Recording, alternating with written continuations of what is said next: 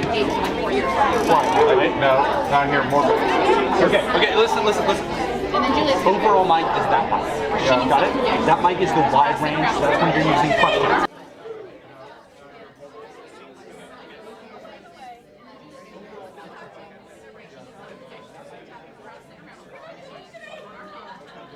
Now, switch the mic. That's when someone's answering the question.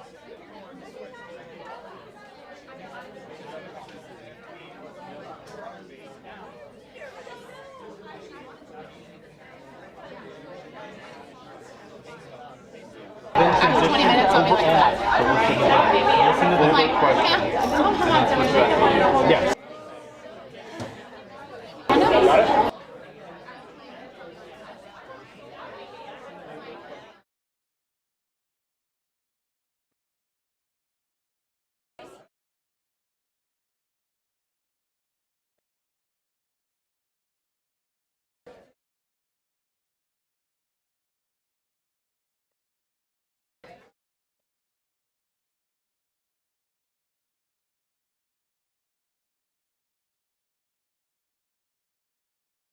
Yeah, even now. Once you're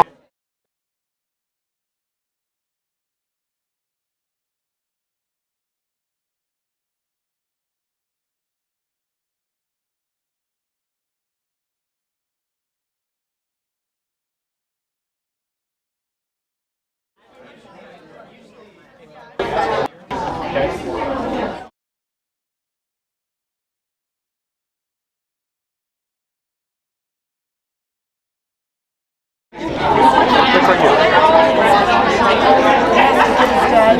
and then now you can do page up, page down.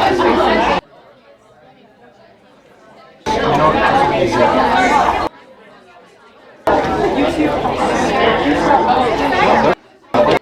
No, I'm just gonna have you click here. I want you to click there, alright?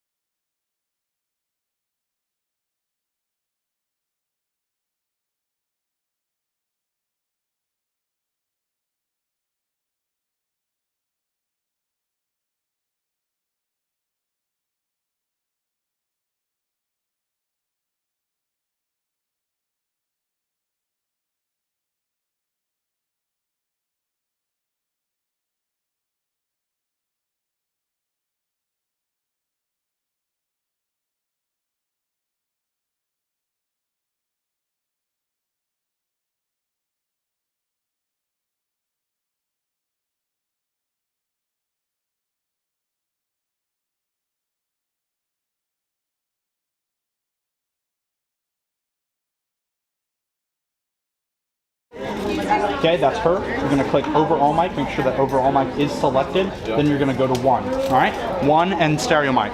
Got it? So, I'm starting here. Yes. So start there. You're going overall mic.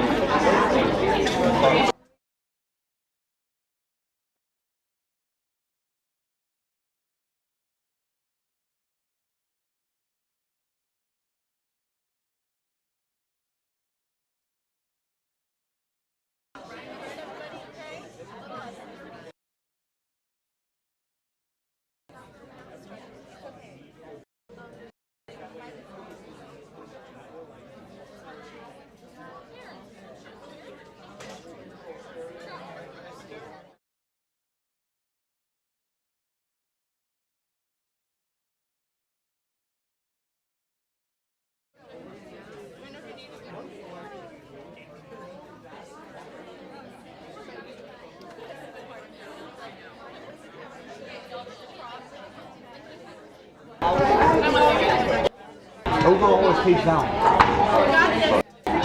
Write that down on your phone. No, page up is quite right in front of overall. Got it? Good? Is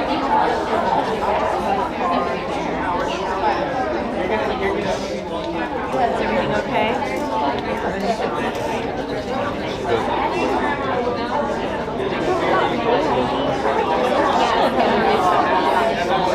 Yes, I'm really excited.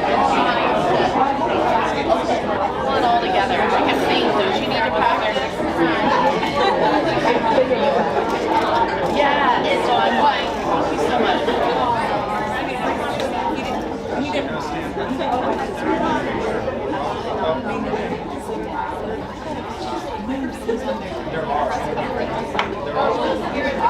They're stereo. Yeah, does it say stop recording on the bottom? There are microphones. They're stereo. Does it say stop recording? All right. Hello, everybody. Welcome to Senior Thesis Speech Presentations 2022. We are so excited you're here. These guys worked really, really hard need to restart? and have 7 great presenters today. So before we start, let's pray. Heavenly Father, thank you for the opportunity to be here today. Thank you for each of these seniors and for the preparation and the diligence that they've shown. I pray that you would give calm hearts and minds today, that we would be able to present those words that you've given us to share with the audience, and that you would be glorified in all that we do. In Jesus' name, amen. Thanks for your attention today. We're going to start with our first speaker, and have Kylie introduce him. Alrighty. In Jesus' name, amen. Thanks for your attention today. We're going to start with our first speaker, and have Kylie introduce him. Alrighty, hello everyone. My name is Ryan Vogel, also formerly known as the tech person of PEP. It is also my free pass to get out of any class when any teacher calls me and says, "Hey Ryan, I need tech help." Anyways, I'm sure we all have devices just like this, that like a lot smaller though. Please refrain from being on your device. I don't care if you're on your device, but make sure that you turn off Wi-Fi, because as in the back, as you can see, we are streaming this event. And if you're on your phone and you have Wi-Fi on, that uses up bandwidth, and you're basically making it so that other people cannot watch the event on live stream. So now how do you feel about yourself? Exactly. So let's make sure to go on to that Wi-Fi, turn off that Wi-Fi, or at least disable it for today, and we were all good. All right. Well, our first speaker is Ryan Vogel. He's been attending PEP since Core A. He plans to attend UNF Hicks Honors College for Information Technology. He's presenting Chips and Salsa AI, why AI and quantum computers are the path to a smarter and safer world.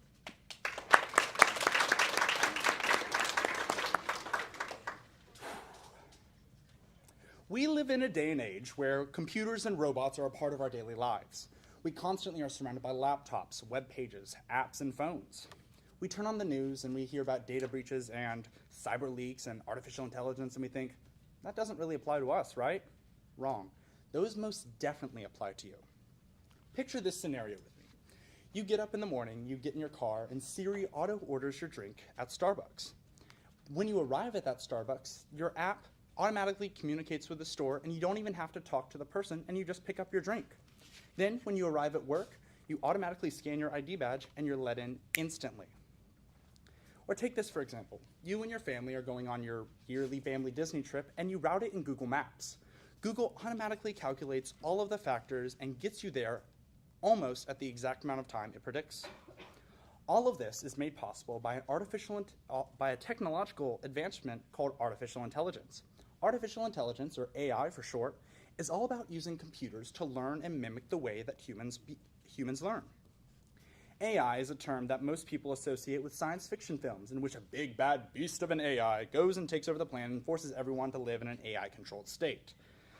How many of y'all, by a raise of hand, actually know how an AI works? Okay. Awesome. So not many people do know how an AI works. To really understand how an AI works, we need to understand the brain of the program. That brain, in this case, is called a neural network. A neural network is made up of 3 layers. That first layer is going to be the input layer. That input layer is where all of your images, your data, your text, anything that you want to put in to the neural network is put in. Next, we have that hidden layer. Hidden layer is essentially where all the algorithms, the processing, the weights, all the complex stuff that you see on the news is processed. Then, to display it all so that we can read it and use it, we have something called the output layer. That output layer is where it essentially puts all the text into a readable form and fashion where we can use it, apply it, and read it. This may appear a bit confusing, and that's exactly what it is. I fully didn't have a good idea of what neural networks were or how they work until I started researching them for this speech. But I found a video by Veritasium that explains it rather well. To preface the video, a neural network learns like any human or creature would, by trial and error. This means that the neural network has to be trained, and that training is often overseen by a human to make sure that they are learning and being trained correctly. In this video, he'll reference something called a weights file. You don't need to worry a bunch about that. That's essentially just the memory of the AI. Be trained, that is, shown a series of different circles and rectangles, and have its weights adjusted accordingly. We can visualize the weights as an image, since there's a unique weight for each pixel of the image. Initially, Rosenblatt set all the weights to 0. If the perceptron's output is correct, for example, here it's shown a rectangle and the output neuron doesn't fire, no change is made to the weights. But if it's wrong, then the weights are adjusted. The algorithm for updating the weights is remarkably simple. Here, the output neuron didn't fire when it was supposed to because it was shown a circle. So to modify the weights, you simply add the input activations to the weights. If the output neuron fires when it shouldn't, like here when shown a rectangle, well then you subtract the input activations from the weights. And you keep doing this until the perceptron correctly identifies all the training images. It was shown that this algorithm will always converge so long as it's possible to map the two categories into distinct groups. So essentially, that's just showing how it will add information to the brain and remove information from the brain to make it learn correctly. This is a very obviously simple example of how artificial intelligences and neural networks work, but that's a good enough understanding where anybody could grasp it. Many people believe that true AI does not exist right now and is only a theoretical idea, but they would be wrong. For example, when you and your family were going to Disney and using Google Maps, it had to factor in the road conditions, traffic conditions, construction statuses, and cop cars, and tons of other stuff like that. And it compiled all of that data within a split second to produce you your route. Or for example, when your Starbucks app auto-ordered your drink, Apple has on-device trends on your phone that can detect what you do every day. For example, a lot of you have seen this notification. Since we've all gone to PEP for about 18,000 years on every Tuesday and Thursday, your iPhone has picked up that every morning at Tuesday on Thursday, you go to PEP, Christian Family Chapel, at 8 a.m. So at least for my phone, it showed up every morning at 7:50. Hey, your drive to PEP is going to take about 5 minutes. Unfortunately, AI gets a bad reputation. People think of AI-type programs as privacy invasive, unconsented facial recognition, and big tech collecting and selling my data. That's what I hope to debunk in this speech. If we apply artificial intelligence capabilities to cybersecurity, we can create a more privacy-centered and data-secure world. Cybersecurity is a highly relevant topic in today's day and age. We are constantly hearing about data breaches, cyber attacks, and data privacy. But what does all of this mean, and how is AI impacting this field of study? Cybersecurity, defined by IBM, is the practice of protecting critical systems and sensitive information from digital attacks. To better understand this, picture an office building. On the outside of this office building, there are doors and locks to make sure that only authorized users can get in. In the same way, a computer has a login system to make sure that only users with the correct username and password can get in. Now, what does AI have to do with this? To put this into perspective, imagine you work at this office building, and every day at 9 a.m., you go in, you scan your ID badge, but at the front desk, there is no front desk attendant person to make sure that you match the person on your ID badge. Then, after you scan your badge, you go up to the 3rd floor and go to cubicle 310.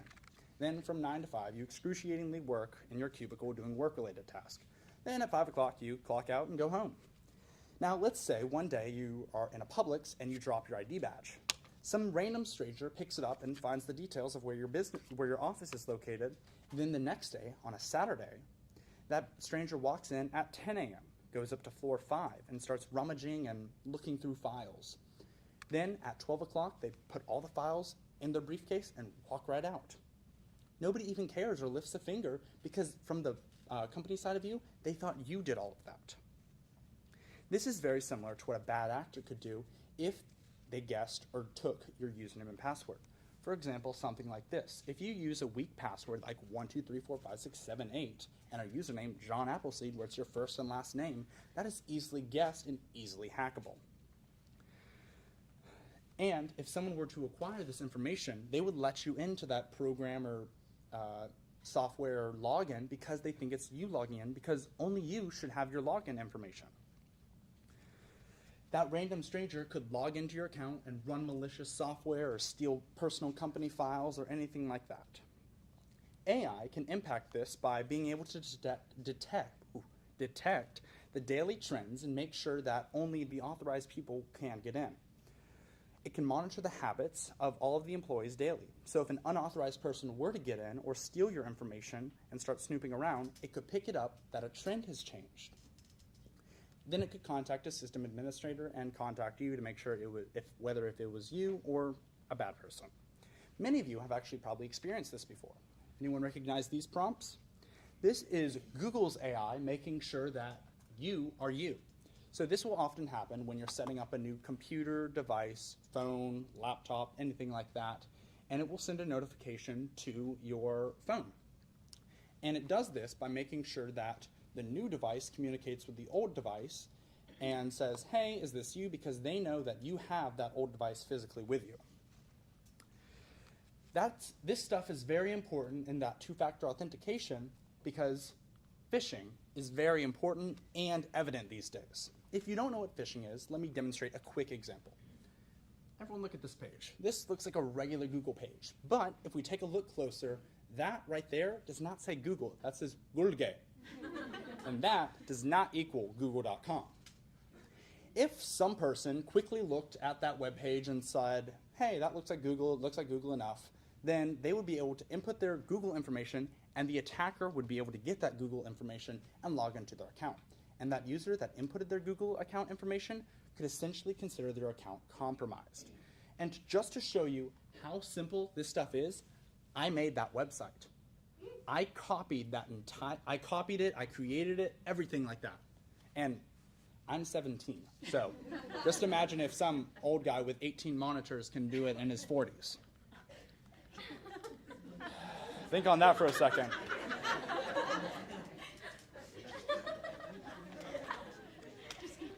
This is why AI is so important. Before these technologies existed, companies would hire employees to look through access logs to see who was logging on and logging off and detect trends to ensure that nothing suspicious was happening. Companies can implement AI like this to monitor the systems and computer networks to ensure that nobody can sneak in and steal personal data. Quantum computers play a big part in this because they have more processing power with much smaller equipment. One big thing about quantum computers is quantum encryption. Quantum encryption is important because it provides a much more secure and privacy-centered approach. Essentially, how a quantum computer system would work is if person A were to send a quantumly encrypted file to person B over here, and me, person C, in the middle were to intercept that file, person B over there could see that the file has been changed. That may be a bit confusing, so I have this awesome analogy. Let's say Skylar wants to send a letter to Kat. Skylar wants to send a letter to Kat. I intercept this top secret message, and as you can notice at the back, it's sealed. But I'm a hacker, and I'm like, and then I open up the file and see, oh, that's my transcript. Oof, don't want to look at that.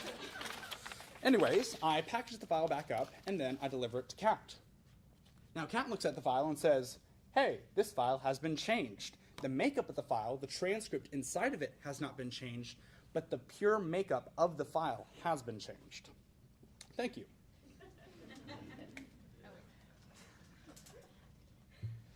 So, quantum encryption, artificial intelligence, and everything like that is made so that we can better understand, have better encryption and better privacy in an ever-changing world. To learn more about this, I interviewed Scott Pearsall, a professor at UNF. He is currently writing his doctorate dissertation about neural networks and quantum computing. I asked him how he thinks that quantum computers and cybersecurity will upgrade our existing models of security. He said that quantum computing will totally upgrade our existing models of cybersecurity. Most of our cybersecurity and encryption and privacy technologies rely on the fact that it takes a classical computer a very long amount of time to factor large prime numbers. When we try to apply that same type of encryption to a quantum computer, he says that a quantum computer can do it nearly instantaneously. And so when we have a fully working, built quantum computer, all of our existing encryption and privacy technologies can basically be considered compromised, because any prime number keys or security keys can be brute forced instantly. But to alleviate everyone's fears, he goes on to say that when we have more quantum computers in the world, we will have more quantum encryption, and that we will have a much safer and secure world. Wrapping up, AI and quantum computers are needed to shape the future because we need privacy and security rights in a chaotic, ever-changing world. Another way AI is being implemented is by tracking our buying habits. This sounds bad at face value, but let me explain the good side.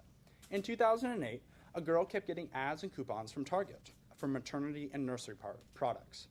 The girl's father was obviously upset with Target and thought that Target was trying to encourage his underage daughter to get pregnant. The Target store manager had no idea why this was happening. Then, a few days later, the father called back and said, "I talked with my daughter. It turns out there have been some activities in my house that I have not been completely aware of. She's due in August. I owe you an apology." Target had associated the girl's account with a high pregnancy score. This is because she bought certain vitamins, supplements, and her eating habits had changed, and she also purchased certain maternity products.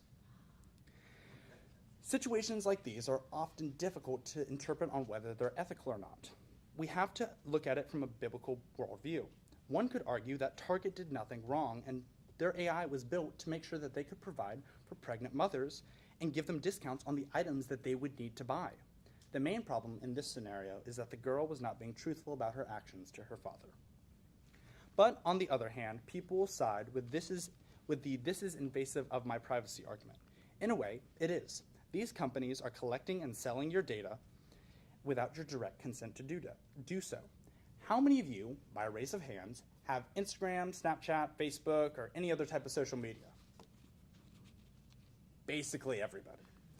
All of you are being tracked on these social networks, but not as you think. You're being tracked on what posts you like, what posts you scroll past, what posts you scroll past and scroll back up because something caught your eye. This is all stuff those apps do, and on face value, it's scary.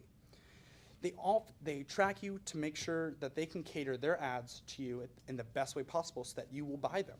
And in some way, these social media apps know you better than you know yourself. It makes sense too, because these people's businesses is to get people to scroll on the platform and show you ads so that you will buy the ads so that they can get money from those ads. People are often worried that the tracking and the data collection from these sites and apps looks like this, where it's all formatted perfectly and it shows how much money you have in your bank account and how many posts you've liked and all this stuff, and like how much money you spent at the grocery store and transportation. And you spent a lot of stuff at grocery stores and housing and stuff like that. But fear not, because this is what real tracking looks like. Huge databases and huge Excel spreadsheets with uncomprehendable data, and it wouldn't be very easy to understand even if you were able to acquire these products. People are very sensitive to the term tracking these days. Nowadays, it's impossible not to be tracked. Like I said at the beginning, if you own any type of computer, phone, laptop, you're being tracked, but not as you think. The companies that are trying to track you are not trying to find out where you are, but they're trying to find out what you like. That way they can suggest different products and services that you're more likely to buy.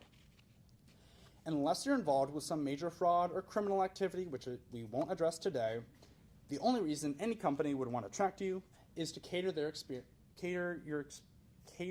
experience of their app to you. The topics of artificial intelligence, cybersecurity, and quantum computing are often to immediately understand in terms of the Bible.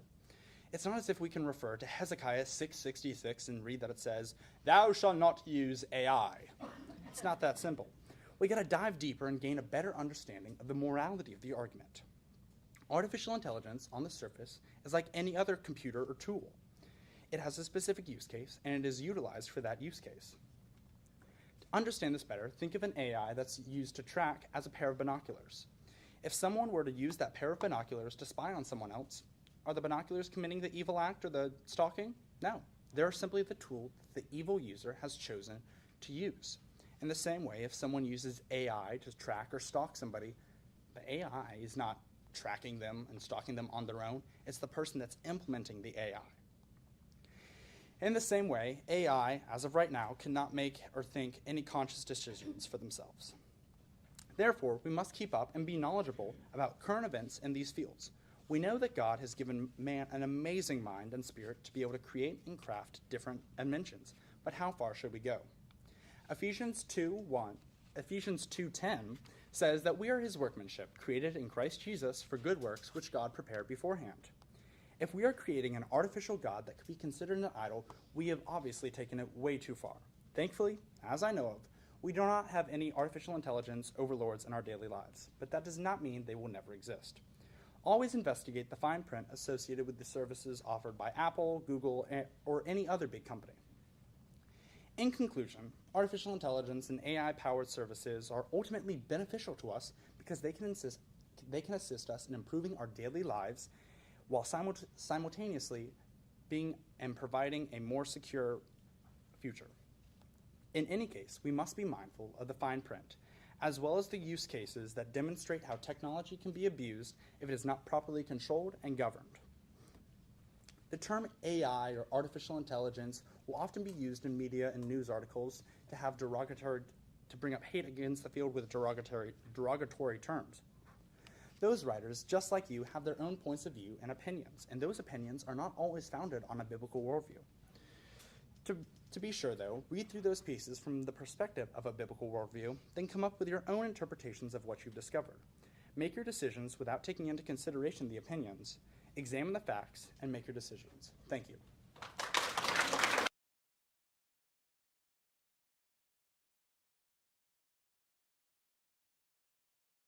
Anybody? Yes. AI is only does what it's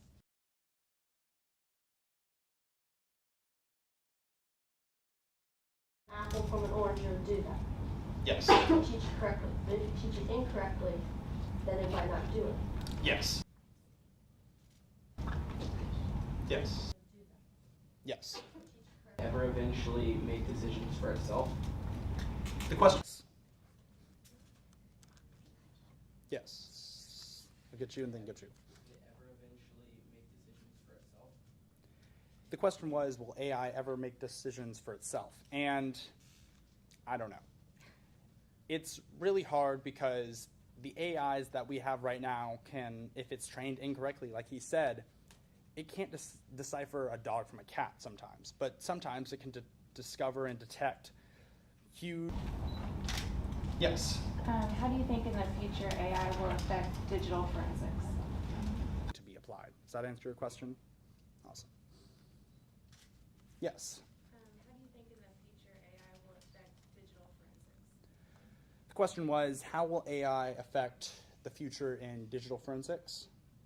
So I think it will benefit it a lot because AI can pick up trends, fingerprints, certain patterns and stuff like that a lot faster than a human can, because we can obviously allocate it a lot more memory and storage and essentially brain power. So it will be able to learn and detect those trends fast. Okay, is it as simple as mistyping, like your example for Googly?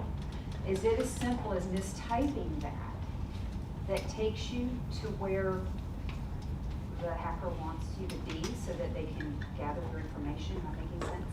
It really does. That takes you to where the hacker wants you to be so that they can gather your information? Am I making sense? It really does, especially for big sites like Google.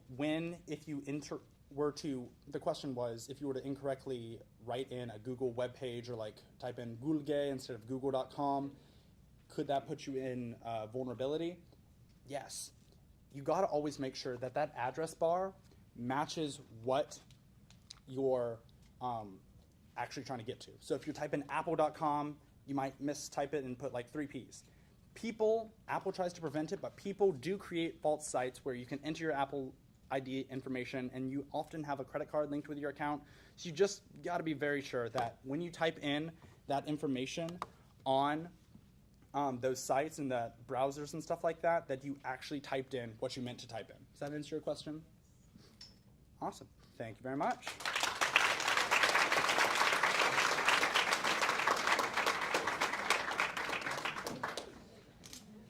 Take like a 2-minute breather and then we'll move to our next speaker.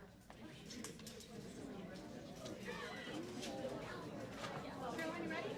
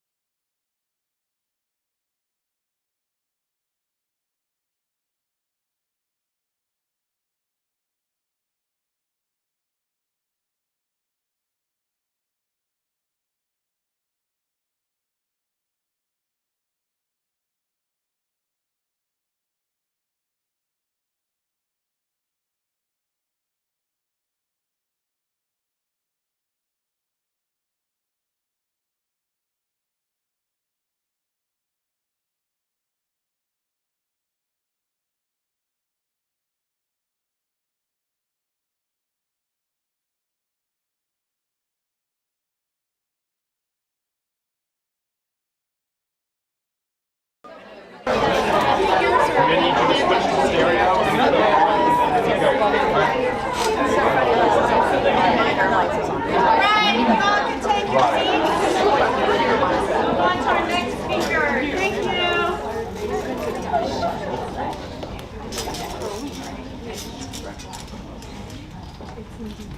Our next speaker is going to be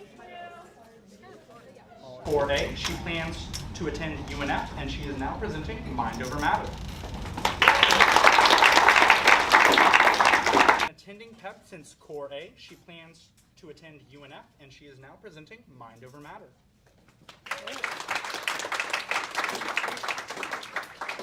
Okay. Everyone in this room is thinking. We're all existing, experiencing the same moment at the same time, but perceiving it so differently. For example, most students listening now are graded to pay attention, while most parents are here to see what the new senior class has learned. How is it that while we're all living in the same moment in time, experiencing the same thing, we could be having completely different opinions and attitudes based solely on our mindset? What drives us to anticipate these situations as obligations or opportunities? What leads us to desire this fresh knowledge or pass off any lecture, like a senior thesis, as a bore? You, in this moment, will walk away with a completely different opinion and perspective than the neighbor sitting next to you. Through your mindset, you get to decide what value this moment holds. You get to decide what will leave a positive impression or a negative one. Already, this is just one example of how a mindset changes everything and how which mindset you choose to hold creates your reality. On some level, everyone knows that the thoughts that they think matter. But is it commonly appreciated that the mind directly affects the body? The earliest theories of health and well-being, originating thousands of years ago in Eastern medicine, were based on the belief that the mind and body were intricately intertwined. The ancient Greeks understood that there was a foundational harmony and completeness between the mind and body, and that one influenced the other for better or for worse. This focus can be seen today in the recent popularity of mindfulness meditation, the law of attraction or manifestation, and even clinically in the power of the placebo effect. Current research continues to display the value of this important relationship, as well as the hidden potential that is contained within a particular mindset. So, in order to know why it's crucial to hold a positive mindset, we have to know what a mindset is. Professor Aaliyah J. Crum from Stanford University's Mind and Body Lab defines a mindset as the subjective thoughts, beliefs, and expectations through which we view objective reality. Another important term that is vital to understand in order to understand mindset is neuroplasticity. Neuroplasticity refers to the brain's ability to change its structure and function. So until recently, it was believed that once the brain matured, it was kind of like a rock, unchanging and sedentary. But neuroplasticity research opened up a whole new world of understanding about the brain and revealed that outside factors, like the things that we experience, read, watch, and even think, can change our brain both functionally and structurally, kind of changing how it operates. So, knowing now what a mindset is, and that the brain is ever-changing, it's necessary to consider how important having a positive mindset is, not just for a mood lift, but for the effect it has on your biology, psychology, and your life. In a world where negativity is so often practiced, the power of intentional positive thought is often disregarded. However, creating a helpful and optimistic mindset is crucial for our overall health and happiness. I will admit, holding and practicing a positive mindset is way easier said than done. Anyone who knows me knows that I am pretty much strictly a glass half empty kind of person. Even as a PEP student, I can say that writing the senior thesis was not an overall positive or stress-free experience for me, but I found that most of that was my fault for how I was thinking about, senior thesis, when really it's just senior thesis that's trying to help me learn and grow as a person. But as I dove into my research about mindset, I found that there were little things that I could do every day to help shift my mindset over time, like change. Stress doesn't have to be a bad thing. By Dr. Aaliyah Crum, the Stanford professor I mentioned earlier, she explained how changing how we view stress helps us utilize our everyday circumstances for our best benefit. In other words, rather than stress being anxiety-inducing, stress can become motivational. She explains that the dominant cultural interpretation of stress is that it is bad for me, whereas shifting how you view stress from stress is bad for me to stress can be good for me fundamentally changes the goal of stress avoidance to stress optimization. In her study, it showed that this shift in perspective can affect you even down to a cellular level. During my personal interview with Dr. Crum, she noted that people who believe that stress is enhancing tend to actually have lower levels of stress hormones in their bloodstream than people who see stress as debilitating. And this is significant because it biologically proves that just by shifting how you view something like stress that's normally seen in a negative light, you physically produce less negative damaging stress hormone in your body, which will make you less stressed out in the first place.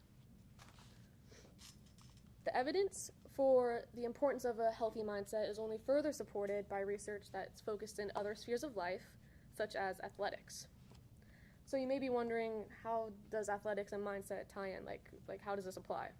Well, during my interview with Olympic gold medalist Laura Wilkinson, She claims how sports is 90% mental and 10% physical, but no one really trains for it that way. So if that's true, that sports is kind of 90% like mental effort and 10% the physical effort you put in, how can we cater towards that 90% that's often ignored? Well, one way to train for your sport is to take on a positive growth mindset.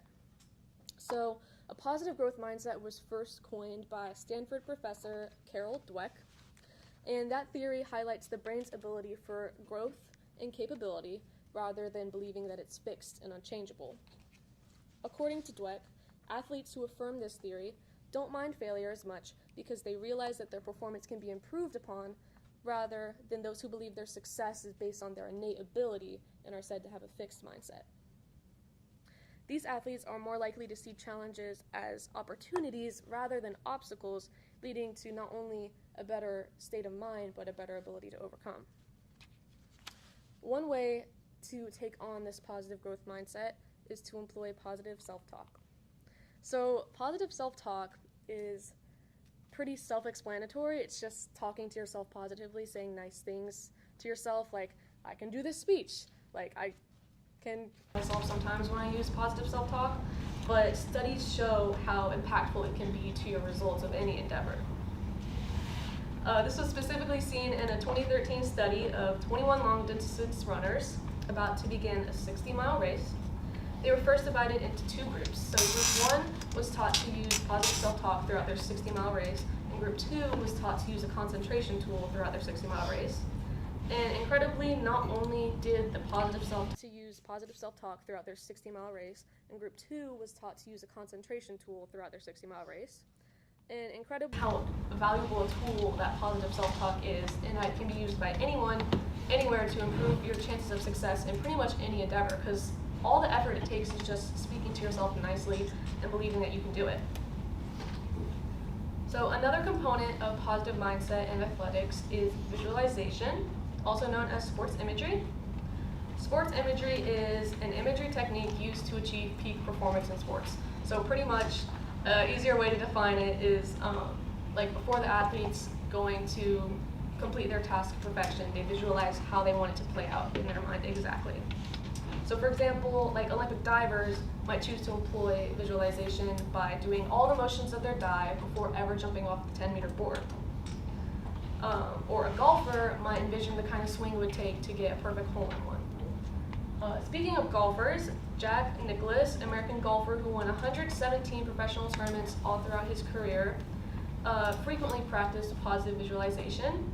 He actually said that he never hit a shot, not even in practice, without having a very clear, sharp, in-focus picture of it in his head. He actually was able to see the golf ball's path, trajectory, shape, and even its behavior on landing, all in his head. And he said that the next scene shows him making the kind of swing that will turn the images into reality. Among successful athletes, statistics continue to prove that these mind-shifting strategies lead not only just to optimism, but just to real success. So one study that put that success to the test was a study by Dr. Nicholas Piazzato. He studied visualization's effect on the frequency of free throw shots in basketball. And to examine this, he split people into 3 groups and then gave them different practice regimens. So the first group was set to practice an hour daily for 30 days. The second group was to visualize an hour daily for 30 days. And then group 3 didn't practice at all. They didn't do anything. So group 3 did not improve at all, not surprisingly. While group 1 improved 24% and group 2 improved 23%. So this is really significant because group 2 improved only 1% less than group 1 without ever physically touching a basketball. All they did was just visualize it in their head. So what does this have to do with mindset? Like, okay, she's kind of going off about visualization. How does this even, like, what does it have to do with mindset? Well, you only reach both the mental and physical success and put the mental and physical effort in when you have a mindset that anticipates opportunities for growth rather than a mindset that's like, oh, maybe I'm just not cut out for this sport, or maybe I can't do this thesis, just stuff like that. Like, you have to have a mindset that you believe that you have the capability to grow as a person. So clearly these two techniques are remarkably successful supplements, especially with physical practice, achievable once again only through a healthy, flexible mindset that anticipates opportunities for growth. Okay. Lastly, the impact of what mindset you choose to hold can be seen in how it affects your very own biochemistry. In most cases, people consider mental and physical health to be kind of two separate issues, when really the way that your body functions has a lot to do with what you think about yourself, your abilities, and your genetics.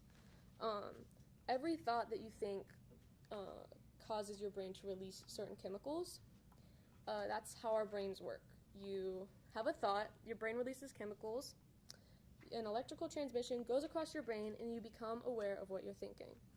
The biological impact of thoughts can be seen in studies simply comparing the lives of optimists versus pessimists. During these studies, it said that optimists had fewer problems with daily activities, have experienced less pain, felt more energetic, had an easier time with social activities, felt happier, calmer, and more peaceful, and even lived on average 7 years longer than pessimists. During these studies, it showed that attitude had more of an effect on liveliness and longevity than blood pressure, cholesterol levels, smoking, body weight, or even level of exercise. In his book, You're the Placebo, Dr. Joe Dispenza shows an example of how extremely your thoughts can impact your physical health.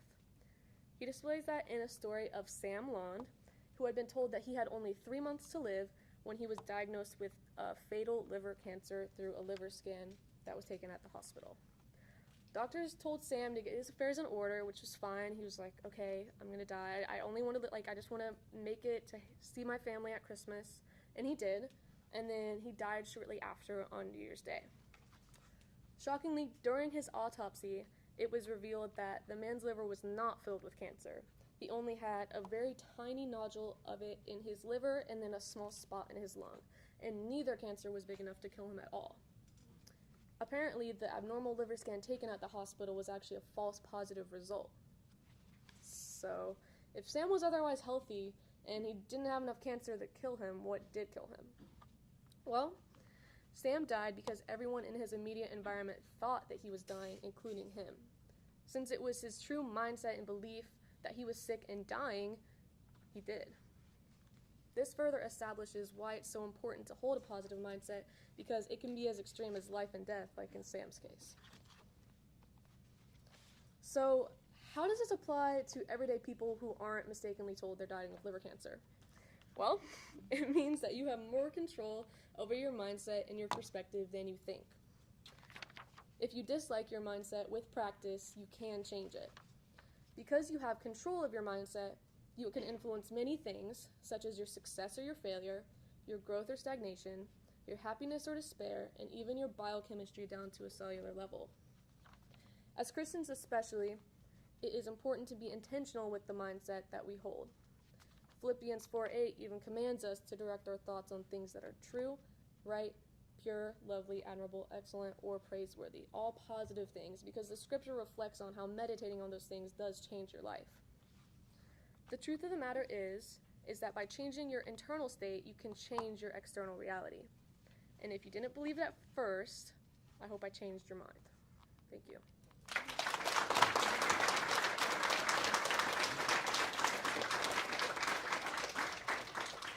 Any questions?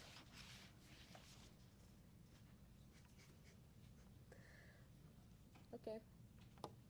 Come on. Juniors, come on. Yes. So you had said that, like, you know, have been a, I guess, a negative person. Yeah. Have you changed in these last 4 months, 6 months that you've been working on this? So, okay, your question was kind of like how, like, working on my thesis kind of helped me as a more negative-minded person.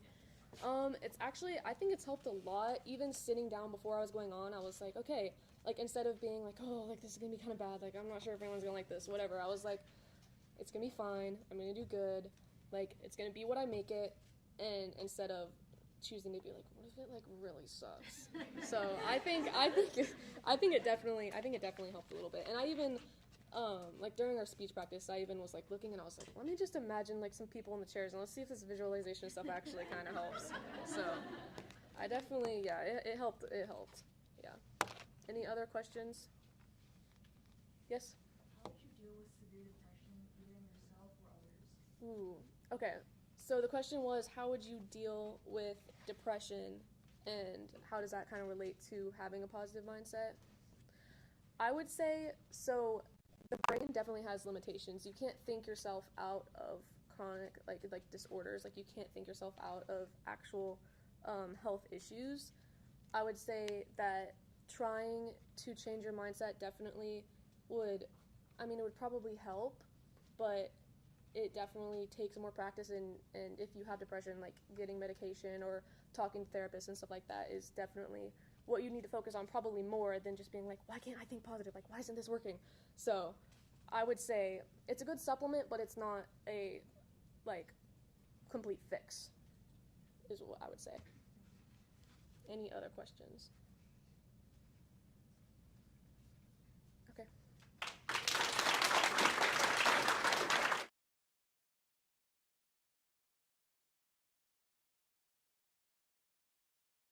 Start with the next.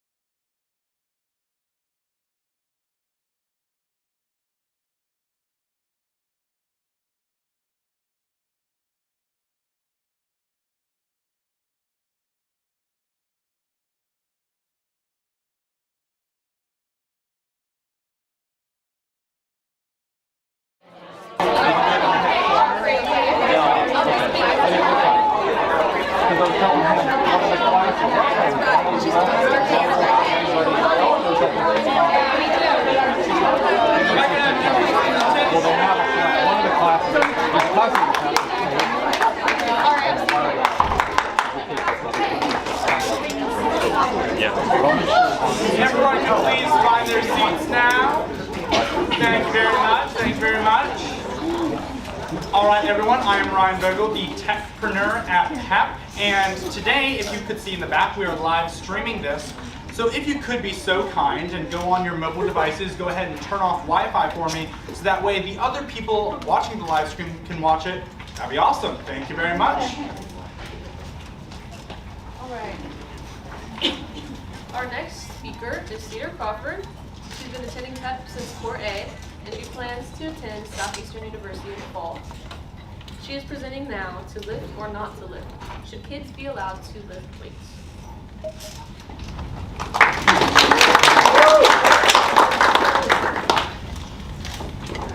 The nerves, the excitement, the anticipation. Remember it all. Standing right behind the platform where I'd lift the heaviest weight I have ever attempted.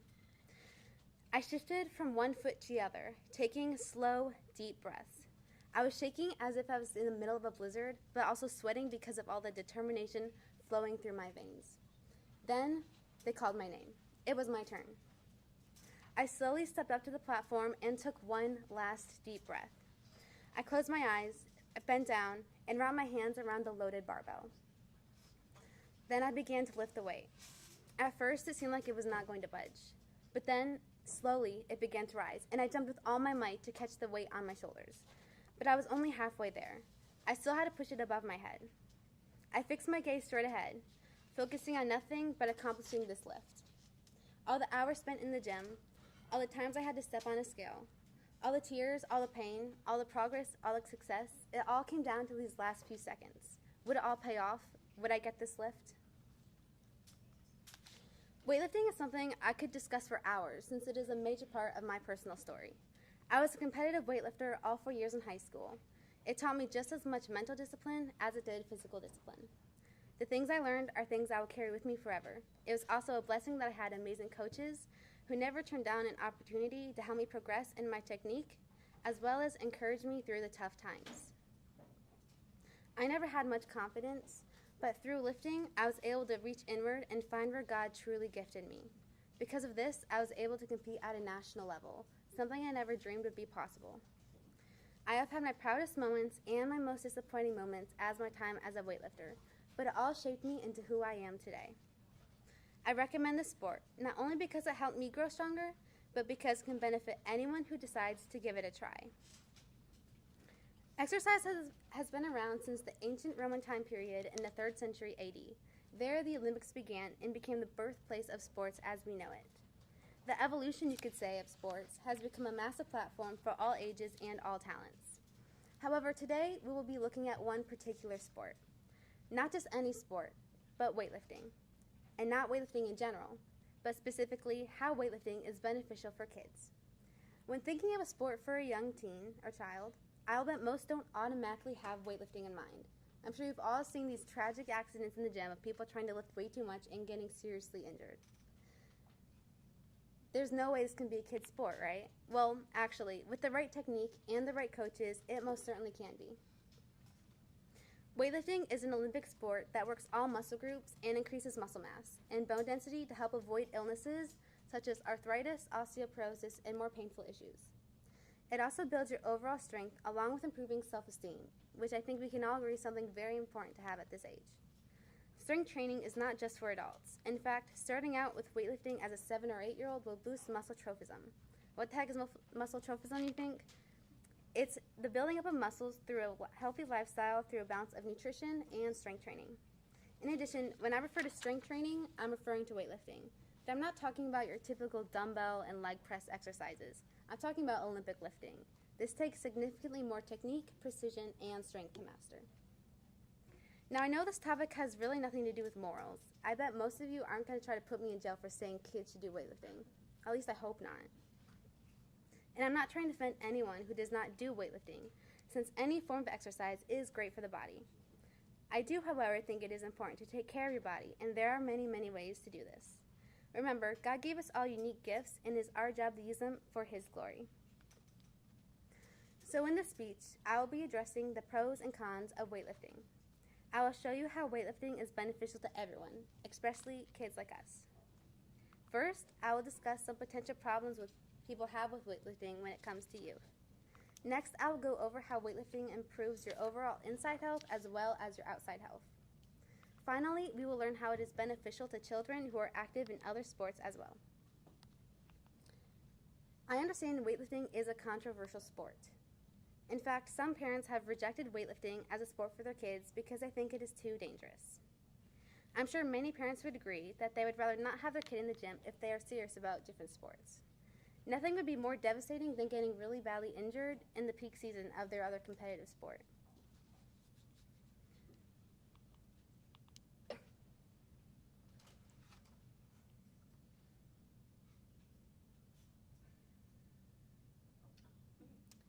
I was not injured. I'm just going to say I was just a little tired. Okay. So this is all very understandable as parents want their children to succeed and progress in what they are excelling at. However, it is important to remember that as long as a child has a coach who knows what he is talking about, there should be no higher risk than any other sport. According to Dr. Jeffrey Nepley, a pediatrician, proper coaching should help kids learn a strength exercise correctly before adding weight, perform low-weight, high-repetition sets, take part in programs that mix weightlifting with other activities, such as running and swimming, warm up and cool down with stretching to stay flexible. There are many factors in making sure a child stays safe. It's not just about the barbell. My coach makes it clear that good nutrition, sleep, and recovery help alleviate some of those risks. So after hard sessions at the gym, the muscles need to be refueled. And how do we be refueled? By eating food. Protein is most necessary for muscles to rebuild from fatigued face during lifting. And of course, get enough sleep. Especially for children, sleep is essential for good recovery. When we sleep, our bodies repair our overworked muscles and tissues so that they can continue to keep growing. Also, if a child should be getting enough sleep anyway since they are still developing. So next time your parents ask you to go to bed, I would take their advice, because a bang energy is not going to sustain you for the rest of the day. Trust me. Finally, do not expect to lift every day. Weightlifting takes a massive toll on the body, and the body can only take so much strain. Rest days are just as important for muscle building as actual lifting days are. As long as these precautions are taken seriously, then it's easy to say everything will progress safely. Okay. Furthermore, I have gotten many statements about the way weightlifting supposedly makes you look. Many young teens, especially girls, opt to disregard weightlifting because they do not want to look too buff or muscular. Weightlifting has a reputation for making you gain weight. Usually, and understandably so, kids get a little discouraged when they see the number on a scale tick up after a few months of lifting. According to athletic trainer Chris Freytag, weightlifting can cause weight gain due to an increase in muscle mass. If you strength train regularly and improve your fitness level, your weight on the scale may increase while your body fat percentage decreases. So it is important to remember that muscle weighs significantly more than fat does, and just because you weigh more does not mean it's unhealthy. In fact, you'll be more healthy and physically fit. If a parent forces a child to do weightlifting for a way to help them look skinnier or to lose weight, then those are the wrong motives. Weightlifting is a sport which engages the whole body to build up muscles, not break them down. The scale should not be the only source of one's improvement. God created us all differently for unique purposes. For me, this has been a very discouraging struggle. However, knowing what I have achieved because of my build made me successful in my lifting journey. No one should be turned away from weightlifting simply because of the certain look it portrays. It is fascinating the things our bodies can do when we discipline and train them. Our physical appearance may change, but it should never negatively affect the way that we view ourselves. Famous author C.S. Lewis says, "You are not a body with a soul. You are a soul with a body, so you should treat yourself as such." Another reason weightlifting gets a bad rap is simply because too many kids are forced to do it, even if they do not want to. I understand that in other sports, such as swimming, basketball, football, and so on, gets the kids in the weight room because it is essential for their training. I agree, kids should be encouraged to try weight training sessions and see how they progress. But the key word in that sentence was try. Weightlifting is definitely not for everyone and therefore should not be taken lightly. During my interview with Sean Tuneman, my awesome weightlifting coach for about over 2 years, says weightlifting, just like all other sports, is a dangerous sport. And the risk of injury goes up when you aren't trying as hard or lacking attention. Progression doesn't show when you do not want to be there. You have to want to get better to get better. So don't be shallow-minded. There are hundreds of sports to go and try. A kid should love what they do, and if it's weightlifting, that's great. But if it's not, then it is important to redirect their attention somewhere else where they will grow. However, weightlifting is a great sport if he or she does not know what they want to do. Start with weightlifting, and you can always build from there. There's no harm in getting a firm foundation in strength training that will boost any athletic abilities used later on. Get a head start in the gym and get a head start on success in physical and mental toughness. So simply put, any child that does weightlifting will have a healthier body. We all know everyone has certain goals in mind when it comes to exercise. And for kids these days, exercise is becoming more and more vital for staying fit and healthy. It is easy for an adult to go to the gym and work on machines for hours, but what about kids? Well, for kids to achieve satisfying results, weightlifting will help in several different ways. First of all, it is no secret that lifting weights will physically make you healthier. Children who participate in lifting will receive an overall advancement in the way their body functions. Pediatrician Catherine Dehab says weightlifting can benefit many children in pre-adolescence by improving not only their health, but also their bone density, balance, lipid profiles, fat-free mass, and personal self-esteem. In addition, weightlifting works the entire body, giving every muscle a chance to improve in strength and density.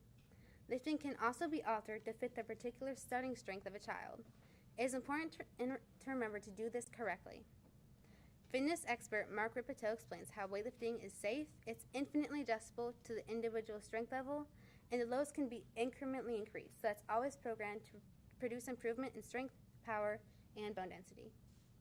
Having the right coach will allow a child to train at his own personal level. Making sure a child lifts with proper form to avoid injury should come before anything else.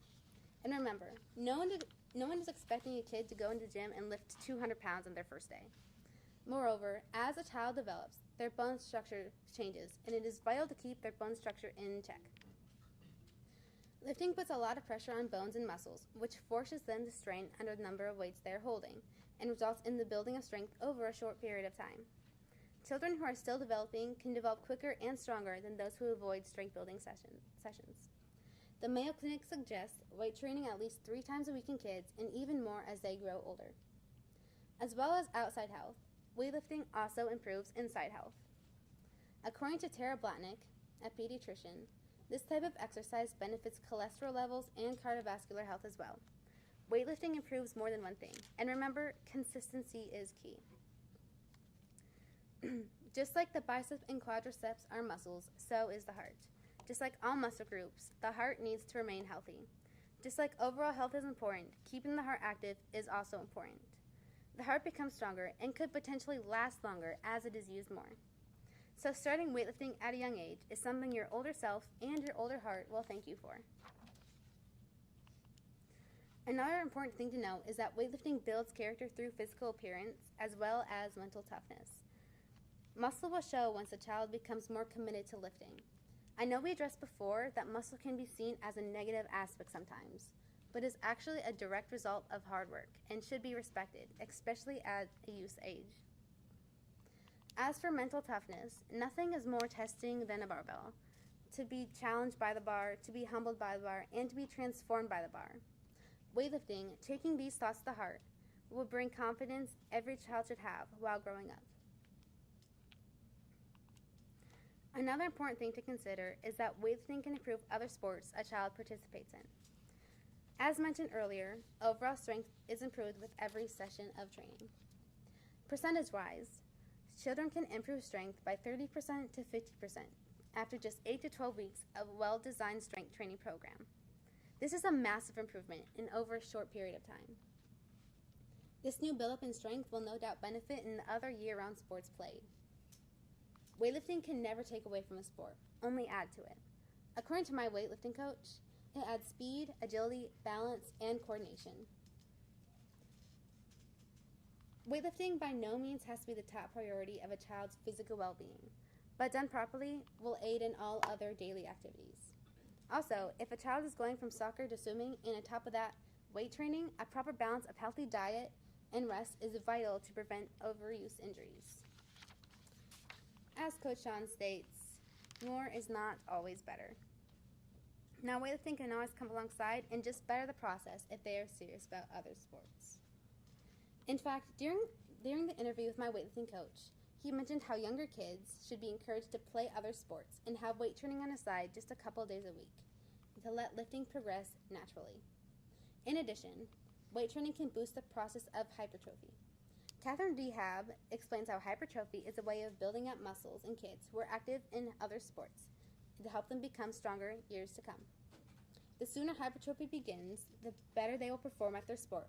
Whether it's with lifting or another sport, lifting can improve. Again, it is vital to remember that strength training can help protect your child's muscles and joints from sports-related injuries, help improve your child's performance in nearly any sport, from dancing to figure skating to football and soccer, and develop proper techniques that your child can use as he or she grows older. No matter what the background is for a young athlete, weightlifting will never hurt the development of making one better at what they love most. So I'm not sure if this makes a difference in where you stand with your sports. I do, however, hope that you consider these ideas to help progress your personal health and strength. As a former weightlifter, I have no regrets. The way it has shaped me into the person I am today makes it easy for me to say many positive things about it. No one should force you to do something you genuinely do not enjoy, but it is always exciting to try new things. Weightlifting is not just limited to older people or those gym bros you see on YouTube or on Instagram, whatever. It can also be for youth. Kids will notice the beneficial effects weightlifting has. The time spent in the gym is worth all the health improvements, general strength enhancement, muscle building, which can boost any and all athletic abilities. So, back to my story. I was standing there with the heavy barbell still sitting on my sore shoulders, and I was thinking to myself, would I manage to get this over my head? I slightly bent my legs to get as much momentum as I could, and I jumped with all my might, as if my life depended on it. I wobbled at first, and my feet shifted from side to side. I held my breath, and I got really nervous. But then I stuck out the weight in a locked-up position right above my head, and a smile crossed over my face as the judge signaled for me to drop the weight. I was so excited that I got it. So all the time spent in the gym paid off in the end. For everyone, successful show if you're working hard, if you're hardly working. And never forget, kids can most definitely be stronger than adults. Trust me, I know it's possible because I'm stronger than my dad.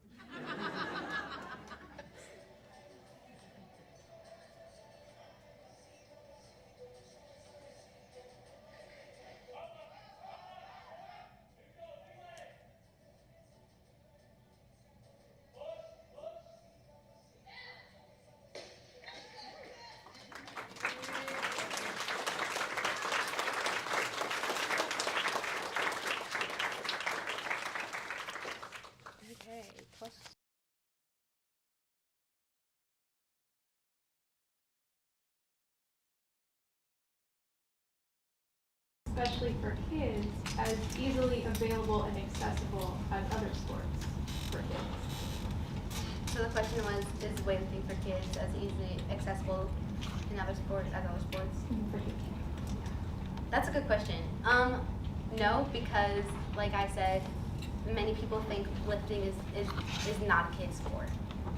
But it is becoming more popular, and I know of several places that now are now open to that and now are training kids because it is really good for them. So, does that answer your question? Okay. Oh, yes. You said that break days are just as important as the actual lifting days, so what would be like the ratio that you would give for that? Okay, so the question was, what's the ratio to rest days versus lifting days? Mm-hmm. That's a good question. It depends on your age. If you're younger, then I said maybe 2 to 3 days a week in the gym. But as you're older, like I usually lifted 4 days. It's definitely different depending on who you are too, and depending on if you're doing other sports. Because the ratio is going to differ depending on if you're going from weightlifting to a different sport. So I don't have like a solid answer for that question because it just depends on the person. Does that answer it? Yeah. Does conditioning intensities range, is it any different between males and females? So the question was, does the intensities range between male and female for lifting? Like when you do a session? Yeah, and like she's like the ratio, like rest days and things like that, like the whole practice of it. Right. Is it different for males and females? Yes. Yes, in the sense that they lift different weights, but no in the sense that it doesn't really matter because, like I said, I'm stronger than my dad. But yes and no. It's hard to answer that question because, like I said, it is different depending on what they're doing. I know that when my coach scheduled a little bit different guys and girls percentage-wise on what they lifted, just because their strength level was different. So your strength level could be the same as mine, or it could be more than mine, or it could be less than mine. So it really depends. But the development is about Development the same? is the same, yes. Okay. Does that answer? Yes.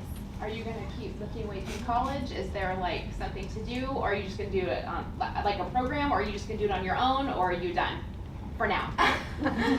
So the question was, what am I going to keep doing with everything? No, I kind of retired from it. I finished up my senior year, and yeah. So the college I'm going to doesn't even have weightlifting. So, yeah. Any other questions? I have a question. Yes. You mentioned that weightlifting is encouraged with other sports. Okay? If I flip it around, are weightlifters encouraged to do cardio other than weightlifting? So the question was, are weightlifters encouraged to do cardio with weightlifting? Other than the weightlifting cardio. I hate cardio. So I'm trying not to have a biased answer to that. Personally, I don't like cardio at all. Cardio is not for me, but it does. And so weightlifting is up here, and your cardio could be down here, or they could level out. You can only excel at one. You can't excel at both at the same time. So if you want to do cardio, but you want to focus more on lifting, then I would schedule more days for lifting and just a couple days for cardio. Because you don't want cardio to take away from the lifting unless you are like more focused on cardio and back off on the lifting a little bit. Does that answer your question? Sure. Okay. Any other questions? Yes. All right. So when is too young? When is it? Because you don't want little ones because their bodies are developing. Right. So pulling on those bones that aren't fully formed yet may not be the best. So do you start out with like just using body weight resistance first and then advance to weights, and about what age would you make that switch? Yeah, that's a good question. So she asked, what age should you make the switch from lower weight to more serious, and what age should you start lifting?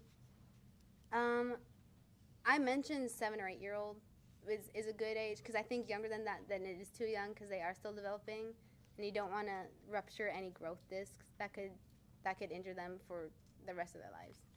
So I would suggest for a 7 and 8 year old,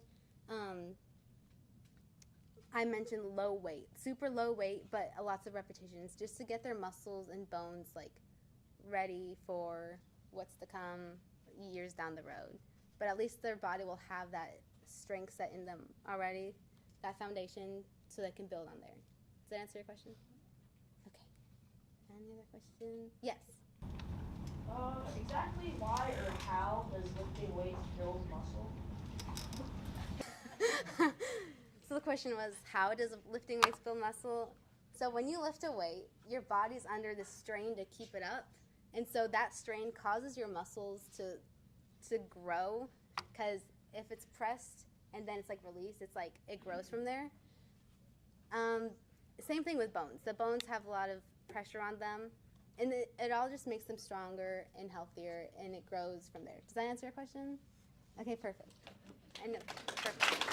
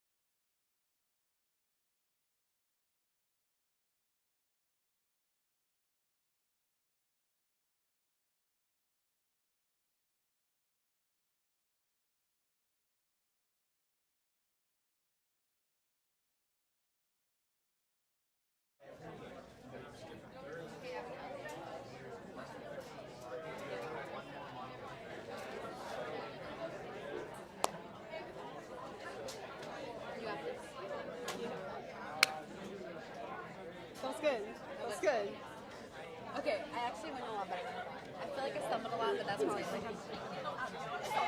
I don't care. I needed to go there.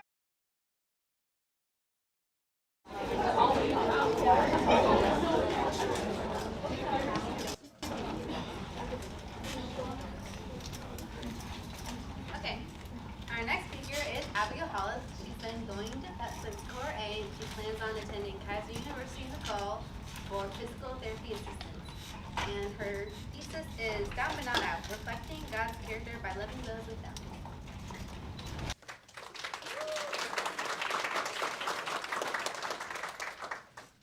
Imagine you're walking into your first day of school. A flood of emotions fill your mind. Emotions of nervousness, excitement, expectance.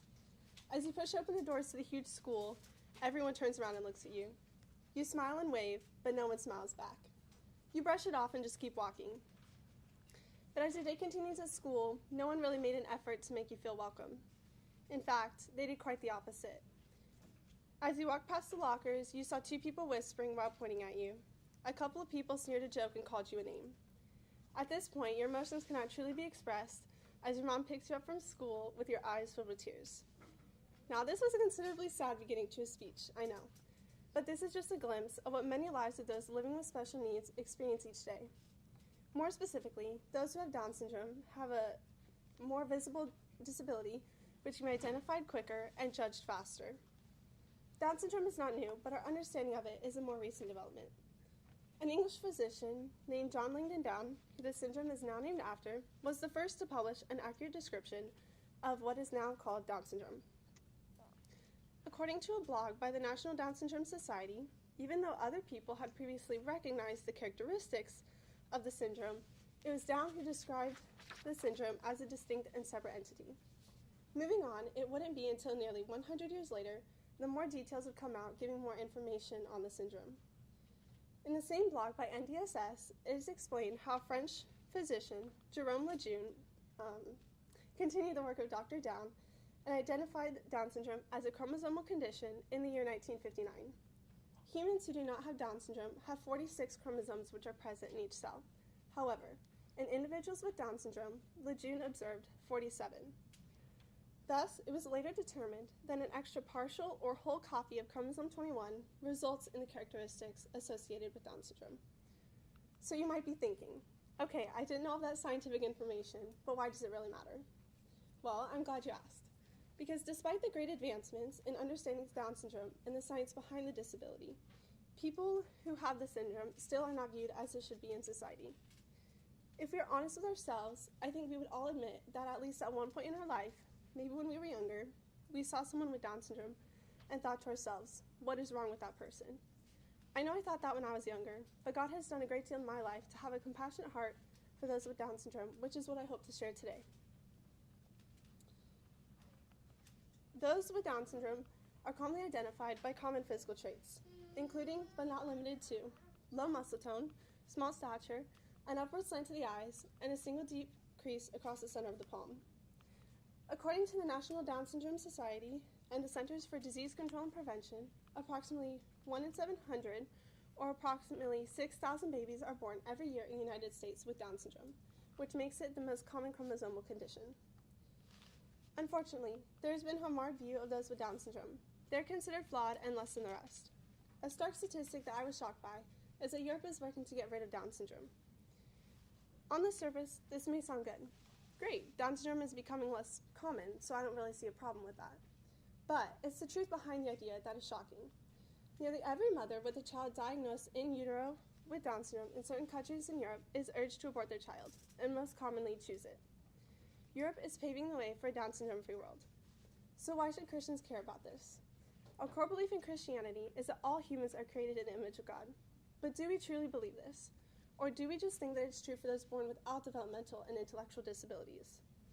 If we truly believe that 100% of humans, born and unborn, are created in the image of God, we should be willing to stand up for life. Life for those life for the born and those unborn. Life for those without disabilities and with disabilities. People with Down syndrome are often viewed as less than in life, but as God is the creator of all, it is vital that an atmosphere is created that both welcomes and loves people with this disability. So without a doubt, there are stereotypes that revolve around those who have Down syndrome and those who are personally affected by it. From the past and even to today, the world has viewed those with this disability as non-normal. Stephanie Hubach, in her book, Same Lake, Different Boat, described how throughout the ages, people with disabilities have typically been and continue to be seen as aberrations. They are viewed as an abnormal part of life in a normal world. This is why we're often surprised by disability, because it is viewed as outside the expected. As we can see around us today, people living with Down syndrome are often made fun of and are not viewed as owning the value that people innately have as being made in the image of God. In the 1900s, the mindset towards those who had this disability was simply hostile. A blog regarding the history of Down syndrome by the National Association for Down Syndrome, or NADS, states that in the early 1900s, the majority of Down syndrome children were institutionalized shortly after birth. Parents were persuaded, usually by medical professionals, to see their own child as less than human, with needs so great they would not even be able to raise them. Think about that. Rather than being provided with information and support, the families were urged that it would simply be easier for them to just institutionalize their child. Moving into the 1960s, there was a continued lack of support and inclusion for both those with special needs and their families. In the same article, NADS further states that in the 1960s, there were no mandated programs or services for children with special needs. So many parents started programs in church basements and in other community buildings. Essentially, the Down syndrome families were the ones who started to provide support for those facing this disability and supporting one another, as many on the outside were unwilling. Thankfully, things have begun to change, and we are beginning to see greater rights and support for those with Down syndrome. So not withholding the impact of the person who is diagnosed with Down syndrome, such a diagnosis also holds a considerable impact on the family as well. Many aspects of this diagnosis may often usher in grief. As such, grief must be given time for, but it must not be the only factor. Hubach declares in her book that the life of every new baby is cause for celebration and congratulations. Yet too many families have been robbed of this normal joy when others fail to see this, seeing only the disability of the infant. She continues by sharing how Jesus is a perfect example for us, as he both mourned with those who mourned and rejoiced with those who rejoiced. She admits for all of us that it is no easy task to do both of these simultaneously. However, she declares the immense value that it holds to a family of a newborn with a disability.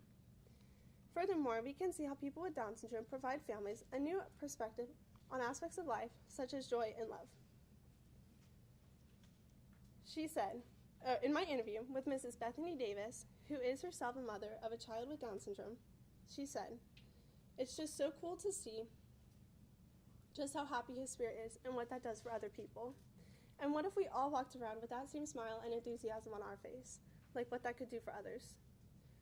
Undoubtedly, when we choose to open our hearts and lives to people with special needs, we never truly know the great impact they can have on our lives and joy. Finally, families must never be left to walk the road of disability alone. Hubach offered advice in this area by simply stating that one of the greatest gifts you can give to a family grappling with disability is the willingness to just listen and be present, as they share their grief, fears, and concerns. Sadly, more often than not, families are left walking the road in the dark alone with a lack of others around who are genuinely willing to just listen and be present. We can often get comfortable in our own lives with blinders on to the realities of others around us.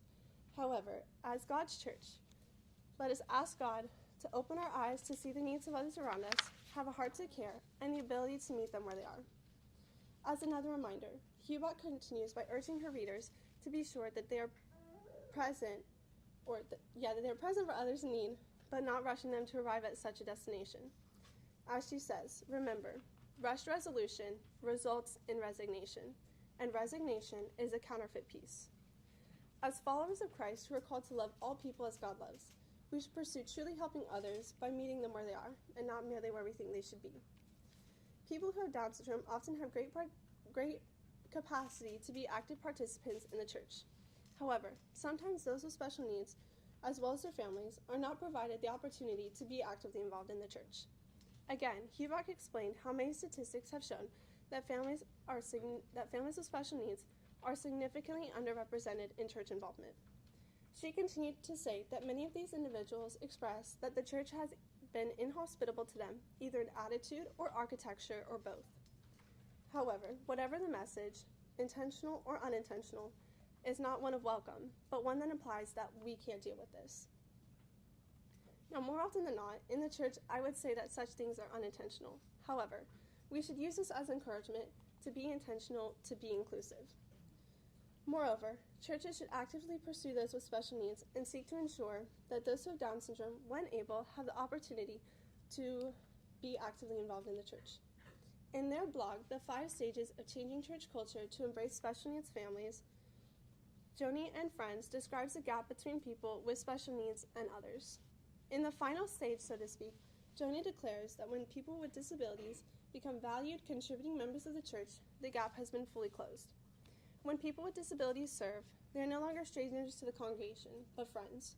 They're not merely people who are served, but people who serve through their presence, gifts, and abilities. What a beautiful picture to see. Rather than being kept separate, they are welcomed with open arms to be involved with others and even to serve when they're able. Finally, due to intellectual stereotypes, even members of a church may have the idea that those with Down syndrome are not able to have the understanding of a relationship with God. However, humans with Down syndrome are able to live spiritual lives in relationship with God as well. Remember, it is by God's grace we are saved, and not merely our intellectual ability. Mrs. Hubach said it well when she considered that a person with Down syndrome may tend to learn more slowly or require things to be explained more concretely. However, that same attribute, which is defined by society as an intellectual disability, can have beautiful spiritual ramifications that put to shame those who may be more intellectually capable.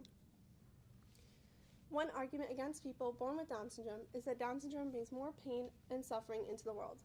In an interview with Brendan O'Connor on an Irish radio, Richard Dawkins, famous atheist and scientist, declared that it would be wise and sensible to choose an abortion in this circumstance, as the amount of suffering in the world probably does not go down, but probably does go up compared to having another child who didn't have Down syndrome.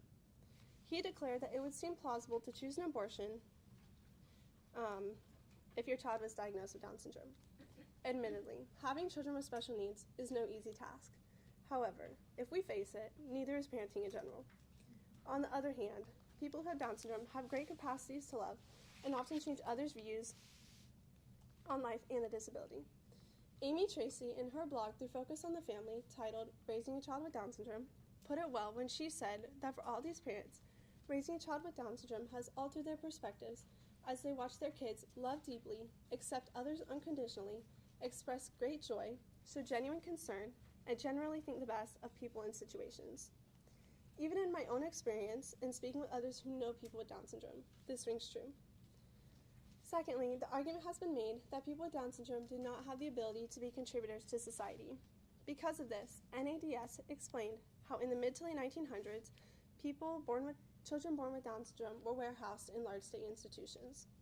Furthermore, the lives of those living with Down syndrome were considered to be a horror. Though people who have Down syndrome may often take longer to learn certain things or have a harder time communicating, this does not mean that they are unable to be contributors to society. After all, they are humans just like everyone else. Indeed, God is able to use all people, not based on our ability, but based on His ability. Answering the question as to why God allows people to be disabled or handicapped, GodQuestions.org put it this way: God doesn't need human might or skill or fitness to accomplish His word. He can use disability and handicap just as well. He can use anyone. Remembering this truth can help handicapped believers to maintain focus on who God is. In His goodness, God does not allow things to happen that He cannot work through. His plan is greater than ours, and we must learn to remind ourselves of this. Finally, and horrifically, is the argument that those diagnosed with Down syndrome are not deserving to live. As shortly mentioned earlier, many places around the world, most specifically and prominently in Europe, are eliminating Down syndrome. In her blog titled Abortion is Leading Us to a Down Syndrome-Free World, Ann Trainer noted that Dr. Peter McParland, an obstetrician from the National Maternity Hospital, talked to the Citizens Assembly about the reality of what has happened in other countries since abortion was legalized for reasons of disability. The numbers are stark, and they are utterly devastating. In Britain, 90% of babies with Down syndrome are aborted before birth. In Iceland, every single baby, or 100% of those diagnosed with Down syndrome, are aborted. There hasn't been a baby with Down syndrome born in Iceland in the past 5 years. Denmark is following suit and is expected to be Down syndrome free by the year 2030. So actress Patricia Heaton tweeted a few years ago that Iceland isn't eliminating Down syndrome. They're just killing everybody who has it, and there's a big difference. To many people, it can be easy to see flaws in those with Down syndrome. As people of God, we must be different. We must stand up for life, not merely for those without disabilities, but also for those with special needs. All people hold value to God, not just those without disabilities. As Isaiah beautifully puts it, "But now, O Lord, you are our Father, and we are the clay, and you are our potter, and we are all the work of your hand." Isaiah 64:8. God is the creator of all, and he loves all, and so we should love all too. So we began today by examining the stereotypes of those living with Down syndrome face and the history of the disability and its effect on others. We then moved on to see how Down syndrome affects not only the person diagnosed, but also the family of that person. We saw how families must never be left to walk alone, but especially as the Church of Christ, we should pursue others and love them first. Finally, we considered what the church as a body can do to further love those with Down syndrome and their families as well. As Christians, we must not ignore the needs of others around us and in our community. So let's revisit our story from the beginning. Imagine you're walking into your first day of school. A flood of emotions fill your mind. Emotions of nervousness, excitement, expectance. As you get out of the passenger side of your car, your mom smiles and waves a big smile, which you return right back to her. As you push open the doors to the huge school, everyone turns around and looks at you. You smile and wave, but this time, people do smile back. You are received with warm smiles and high fives. As your day continues at school, people do make an effort to make you feel welcome. In fact, people invite you to sit with you at lunch and to play with you during recess. As you walk past the lockers, you hear people compliment your shoes that light up when you walk. You are filled with joy. At this point, your emotions cannot truly be expressed as your mom picks you up from school with a big grin on your face that warms both your heart and hers. So what does this mean for the average person sitting in this room today? Maybe you don't know someone who has Down syndrome, and that's okay. But I ask you not to join in on jokes that are derogatory towards those with special needs. When you walk by someone in the grocery store who noticeably has special needs, remember that they are created in the image of God, that Jesus died on the cross for them too. But maybe you do know someone who has Down syndrome. Do you include them? Do you pursue loving them as God does? I would encourage you to engage with them, to be their friend, and to love them as God loves them. Remember, we love because he first loved us.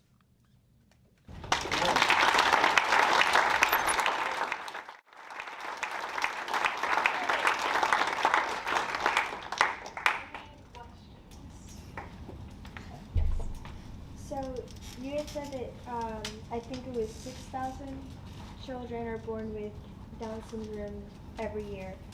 And then you had also mentioned that many of them are aborted overseas. What does America, what does like the U.S. do with children who have Down syndrome? Are they encouraged to abort? Are they put in orphanages? And what happens? So your question is, as I stated, approximately 6,000 babies are born in the United States every year with Down syndrome. However, in Europe and overseas, oftentimes they're aborted instead. So you're asking what happens in America, basically. So I know when women are pregnant, they're often offered a test to test if your child has Down syndrome or not. I don't know if that happens in Europe, but I know that I think there's just greater awareness in America than there is overseas about Down syndrome, and I think overall there's just a different view. So that's how I answer that question. I know that there are still many children who have Down syndrome that would still be aborted in America, but I think there's just overall greater awareness and just to care for them, and so it's significantly less. Does that answer your question? Yes, Mom. So you mentioned that churches should be more inclusive. With that said, would you suggest churches go out and minister? Should there be an outreach? How would you approach CFC as we're not inclusive enough? So your question is, should churches be a minister in their community? Should they pursue? Right, should they pursue ministry? I would always say that that's beneficial.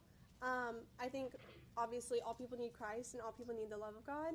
And so I think there would never be like a harm in churches pursuing even outside the church, to minister to communities of special needs and Down syndrome.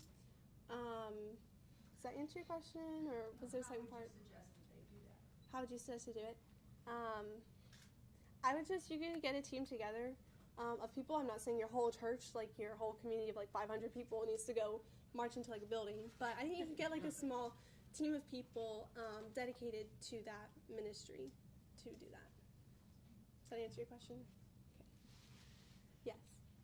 Alright, so you said all people need Jesus, so like what, are there any different ways we could share Jesus with Down syndrome, and if so, what are the ways that we could share Jesus with people with Down syndrome?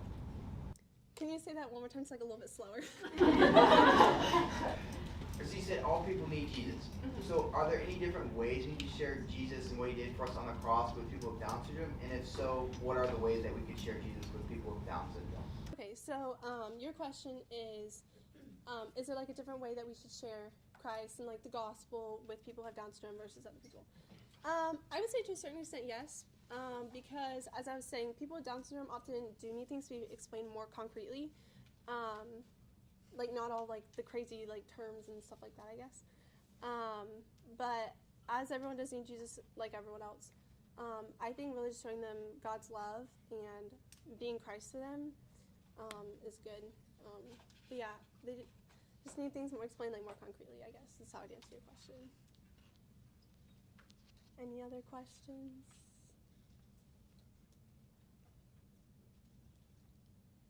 Anyone? Okay.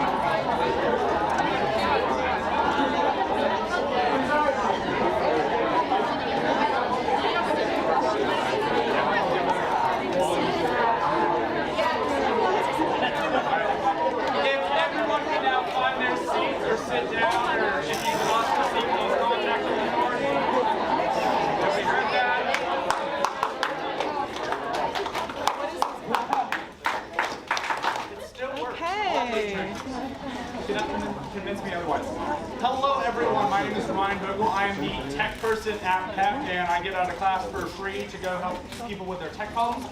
As you can see in the back, we are now live streaming this senior thesis session all across the world to over 30 billion people. Don't ask me why that doesn't add up. Anyways, we are streaming this on the CFC public Wi-Fi, and as you may know, that's a bit slow. So if I could kindly ask you to go onto your phones and go ahead and click that Wi-Fi button to make sure that your Wi-Fi on your phone or device or laptop or iPod or iPad or anything like that is turned off, that would be greatly appreciated. Our next speaker is Catherine Ware. She has been attending PEP since Core A, and she plans to attend the University of North Florida in the fall. Her title is Got a Pride in Music.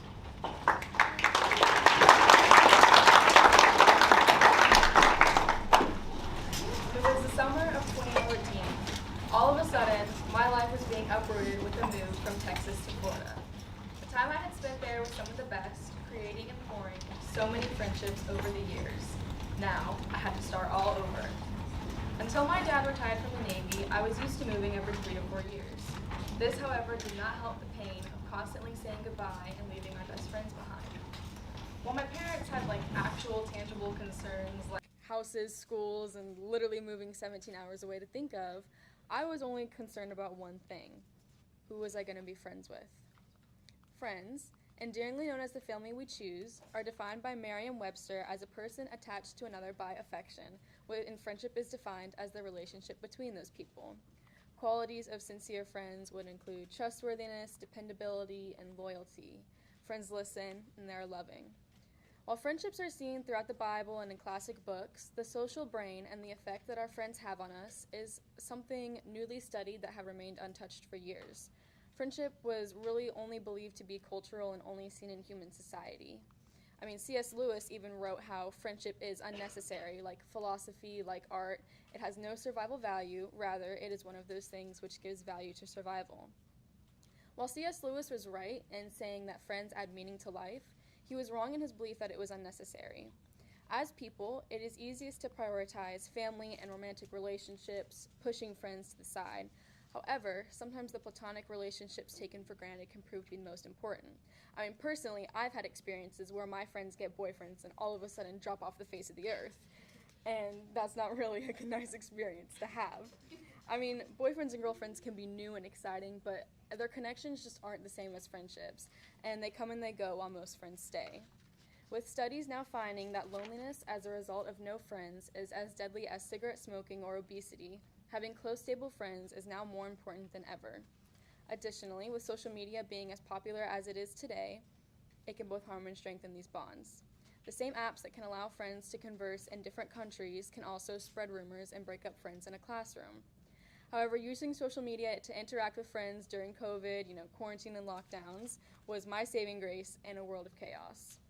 In my speech, I will be talking about friends and friendship, more relating to how they are necessary for everyone, how as people we were created to connect, and the impact of friends on mental health. As humans, God created us with an innate desire to belong and to connect with others. As our social brain develops, so does the need to interact with others and to form intimate personal connections. Stuart Wolpert, a UCLA journalist, states that the need to connect socially with others is as basic as our needs for food, water, and shelter. Our predisposition to be social may explain our need to interact through social media, iPhones, and gossip, as well as why people are interested in watching other people's social interactions on soap operas. I mean, people crave social interaction so bad that even when they don't organically receive it themselves, they will achieve it through watching others, like in reality television. Wolpert continues saying how the importance of social connection is so strong that when we feel rejected or we experience social pain, our brains hurt in the same way they do when we feel physical pain. Matthew Lieberman and Naomi Eisenberger, who are both professors of psychology at UCLA, decided to test this theory using MRI scanners. They asked people to come in and just play a game of catch with 2 other people. Whenever the ball came to someone, they would decide who to throw it to next, your usual game of catch. However, 2 people would stop throwing the ball to the third forever, and every individual in the MRI scanner experienced being left out of the game. When Eisenberger and Lieberman looked at the brain of the rejected individual, they found that the same brain regions that registered the distress of physical pain were more active when people were left out of the game compared to when they had been included. And additionally, that the more someone said they felt bad about being left out of the game, the stronger the response was in those regions. Surprisingly, Tylenol even made these effects go away, and that just shows more how the stress of social rejection mimicked physical pain just like a headache. I mean, most of the time, emotional pain is deemed not as significant as physical pain, but this study confirmed that it is just as, if not more significant. Being left out is something that almost every single kid experiences, and it can actually really affect them for a long time. And being left out is such a significant experience because our friends are the most important people to us.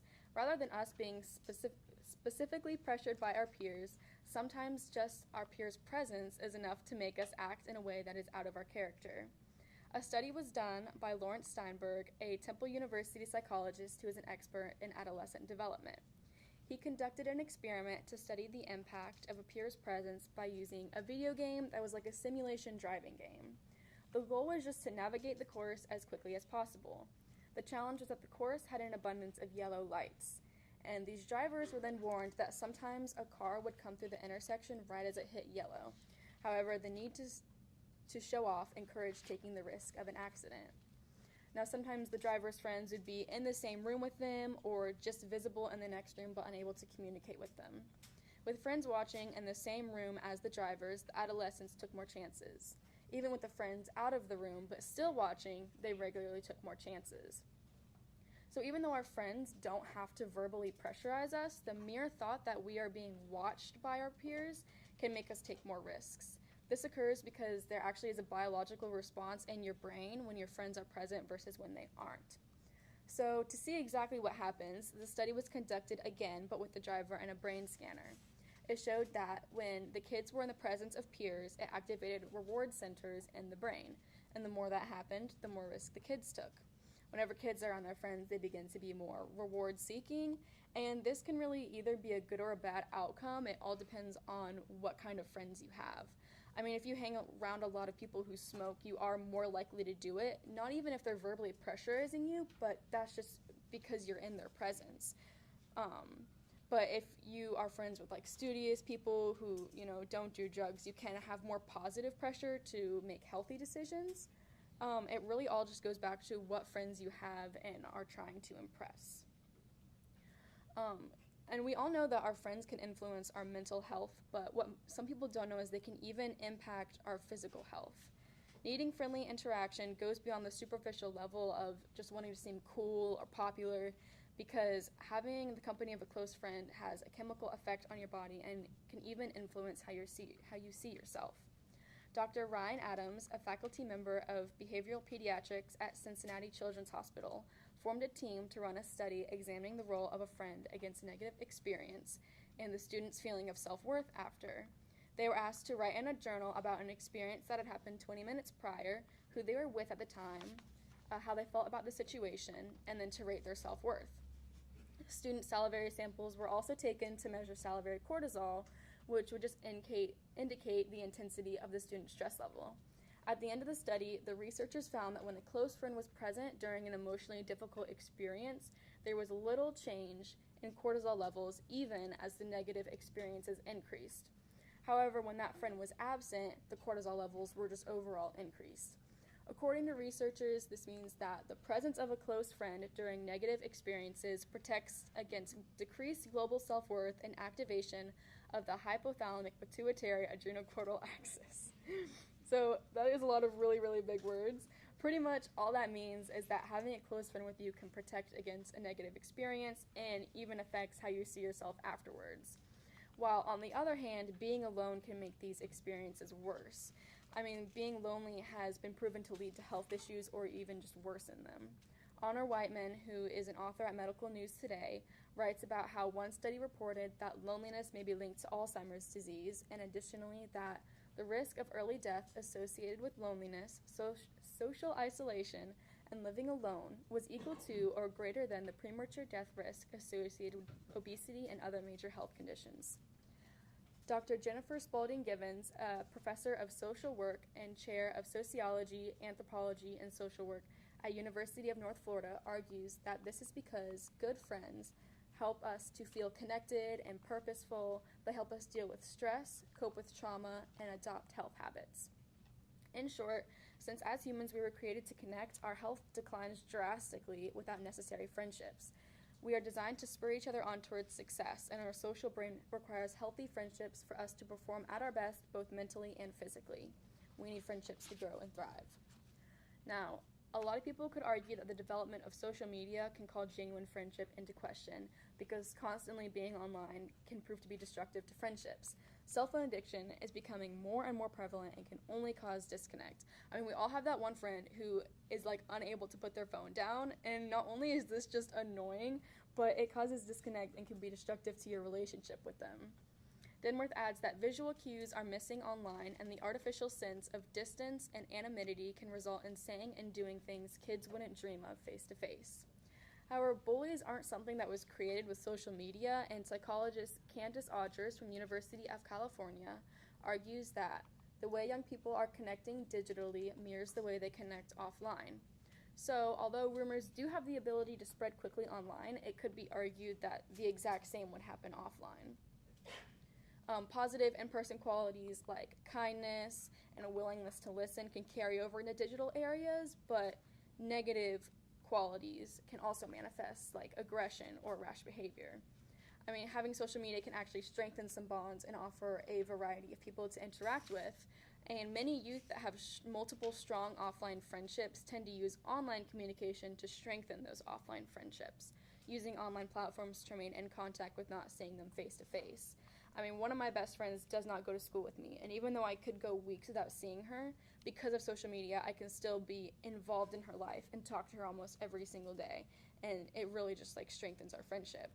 So while many people will argue that social media is ultimately destructive to all relationships, it's really only an extension of whatever's happening offline, and again, can be good or bad, all just depending on character. So I bet you're all thinking, does the Bible say anything about friendship? The Bible actually gives an example of a beautiful relationship between friends shown through David and Jonathan. In 1 Samuel 1:18, it is said that the soul of Jonathan was knit to the soul of David, and Jonathan loved him as his own soul. So even though Jonathan was the son of King Saul and David was destined to overthrow him, Jonathan was faithful, loyal, he gave up his own right to be king, and he defended David against his father. All of these are qualities of a biblical friendship focused on loving the other person and just putting them before yourself. After Jonathan's death, David laments in 2 Samuel 1:25-26 and cries out, "How the mighty have fallen in battle. I grieve for you, Jonathan, my brother. You are very dear to me. Your love for me was wonderful, more wonderful than that of women." The love friends share with us is so incredibly important and life-giving that it can surpass even romantic relationships. Additionally, the Bible gives guides on what to watch out for when choosing friends that become your family. Although it's a popular verse, Proverbs 27:17 gives good caution on the impact of friends, saying, "Iron sharpens iron, and one man sharpens another." It's extremely important to remember that when interacting with or choosing friends, we're aware of their character and the role it could play in changing our own. Gossip-hungry friends can result in us feeling unworthy to participate in conversation without knowing the latest headlines, while sneaky friends can rub off on us, encouraging us to lie to our parents and sneak out late at night. On the flip side, loving and caring friends are encouraging and can assist us in loving ourselves and others better. Whatever we are consistently surrounded by will just in some way be incorporated into our character, so it's important that we surround ourselves with good biblical things in all areas of life, but specifically our friends. John 15:12-13 speaks more about a commandment to love each other as I have loved you. Greater love has no one than this, to lay down one's life for one's friends. In this verse, Jesus is specifically commanding all of his disciples to love one another with the strength God loves us with. While we don't necessarily have to always be on edge, ready to die at any moment for our friends, our love for them can be shown by consistently putting them just above ourselves. One of the greatest commandments Jesus said was to love our neighbors as we would love ourselves, and pouring this love into friendships is just an impactful way to obey. So, to sum it all up, friends are just extraordinarily important to have in life. As humans, God did not create us to live alone. We have an innate desire to connect and interact with those around us. When we don't create friendships, the pain is surprisingly similar to physical pain and the way our brains respond. And this occurs because our friends' influence is one of the strongest driving forces in our lives, especially as teenagers. Throughout my life, I have had many instances where I had to figure out who my real friends were. When rumors spread, real friends do not ignite the fire. When life happens, your real friends are there for you.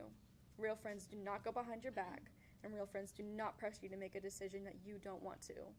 The Bible very accurately depicts what we should look for in true friendships, and when our friends are not loving us as they should be, something has to give. So, I'll leave you guys with just one question. Are you the kind of friend that God wants you to be?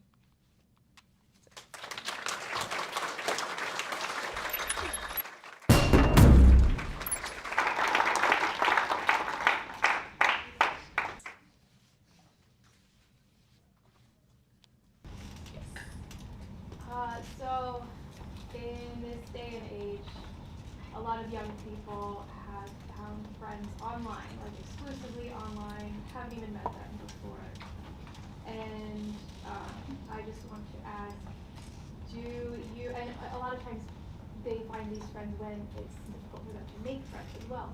Do you think this is healthy, and does it have a value that's comparable to having actual friends in real life? Does it have any comparable value? So your question is, a lot of people making more friends online today, is it healthy to do that, and then does it compare to friends in real life? I would say that, having friends online isn't necessarily bad. I would say that having in-person friends, like physical people who you can talk to and like know exactly who you are, I think that is more important, but having friends online is not necessarily bad. Does that answer your question? So for people who can't find many friends in person, it's a good alternative. Yeah, that's what I would say, yes.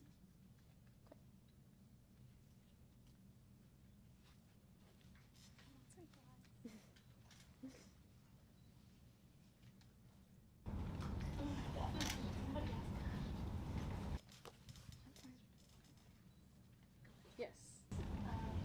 What would you say if you've been friends with someone for a long time and then all of a sudden they start to make really bad decisions? Should you lose that friendship because of how it was in the past? And should you try to So your question is that if you're friends with someone for a long time and they start making bad decisions, should you still be friends with them or should you just move on?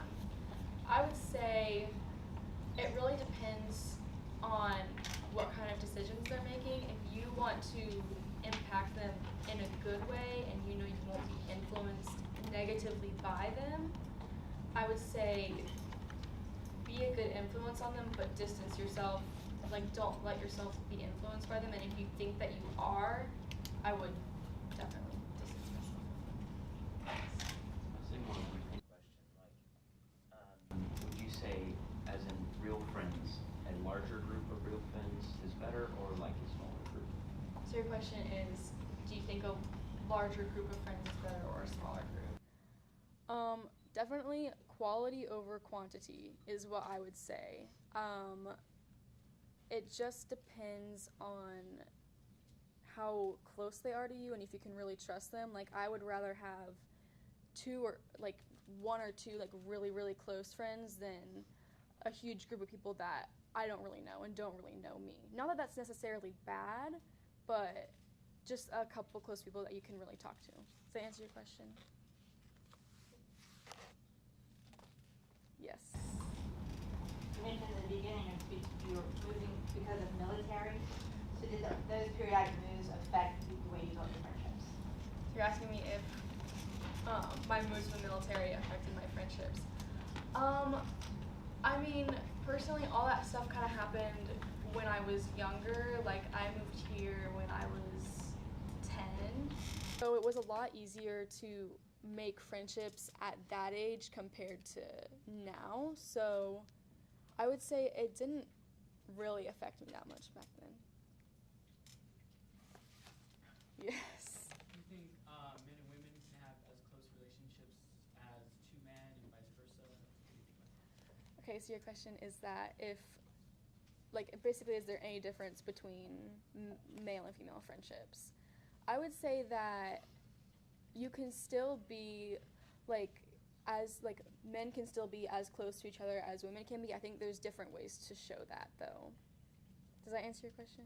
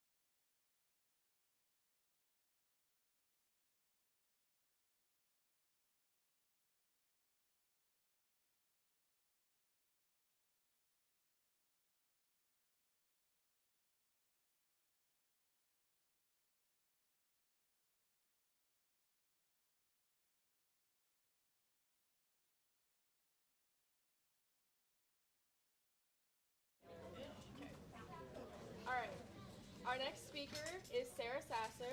She has been attending PEP since Core A, and she plans to attend Flywood for theater arts in the fall. And she is presenting Teach a Man to Fish, How Learning Practical Skills Can Improve Lives.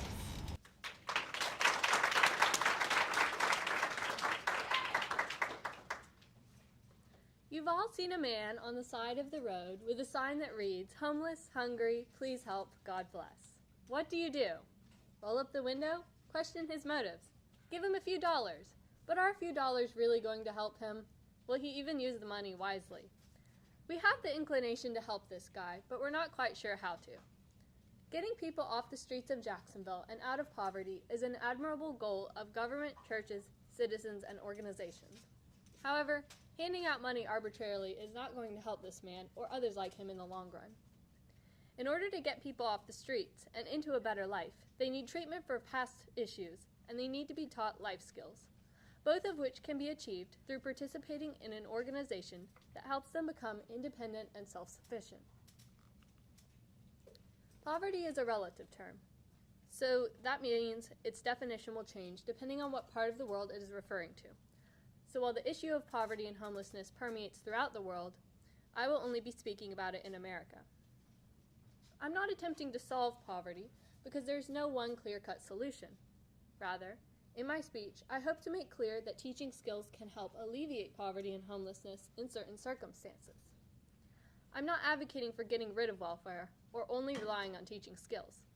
What I am arguing is that in addition to private giving, in addition to welfare, in addition to rehab facilities, skill teaching programs can be beneficial to help people become financially independent and self-sufficient.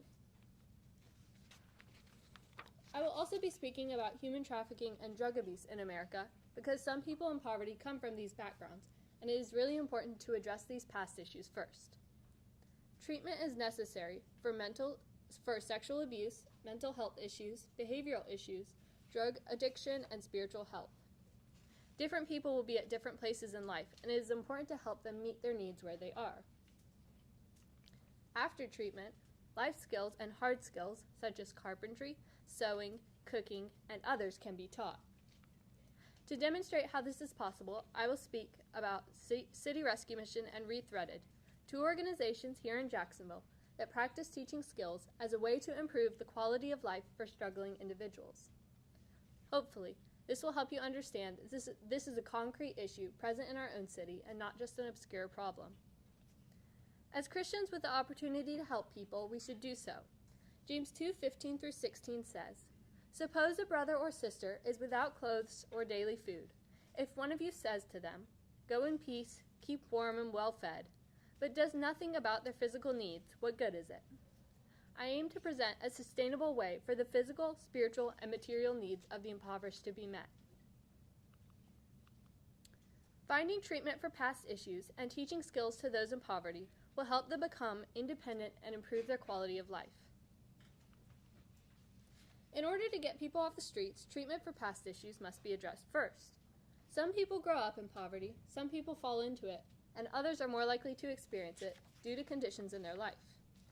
Drug addiction and sexual abuse are two factors which can contribute to poverty and homelessness. In his book, From Cradle to Grave, Jonathan Friedman points out, sexual abuse is the dirty secret of American families at all income levels. As many as 1/3 of all girls and boys are abused before reaching adulthood. They are far more likely to fall into poverty or remain trapped in it than those who were not abused. Conversely, poor children who were never abused are more resilient and better able to fend for themselves as adults.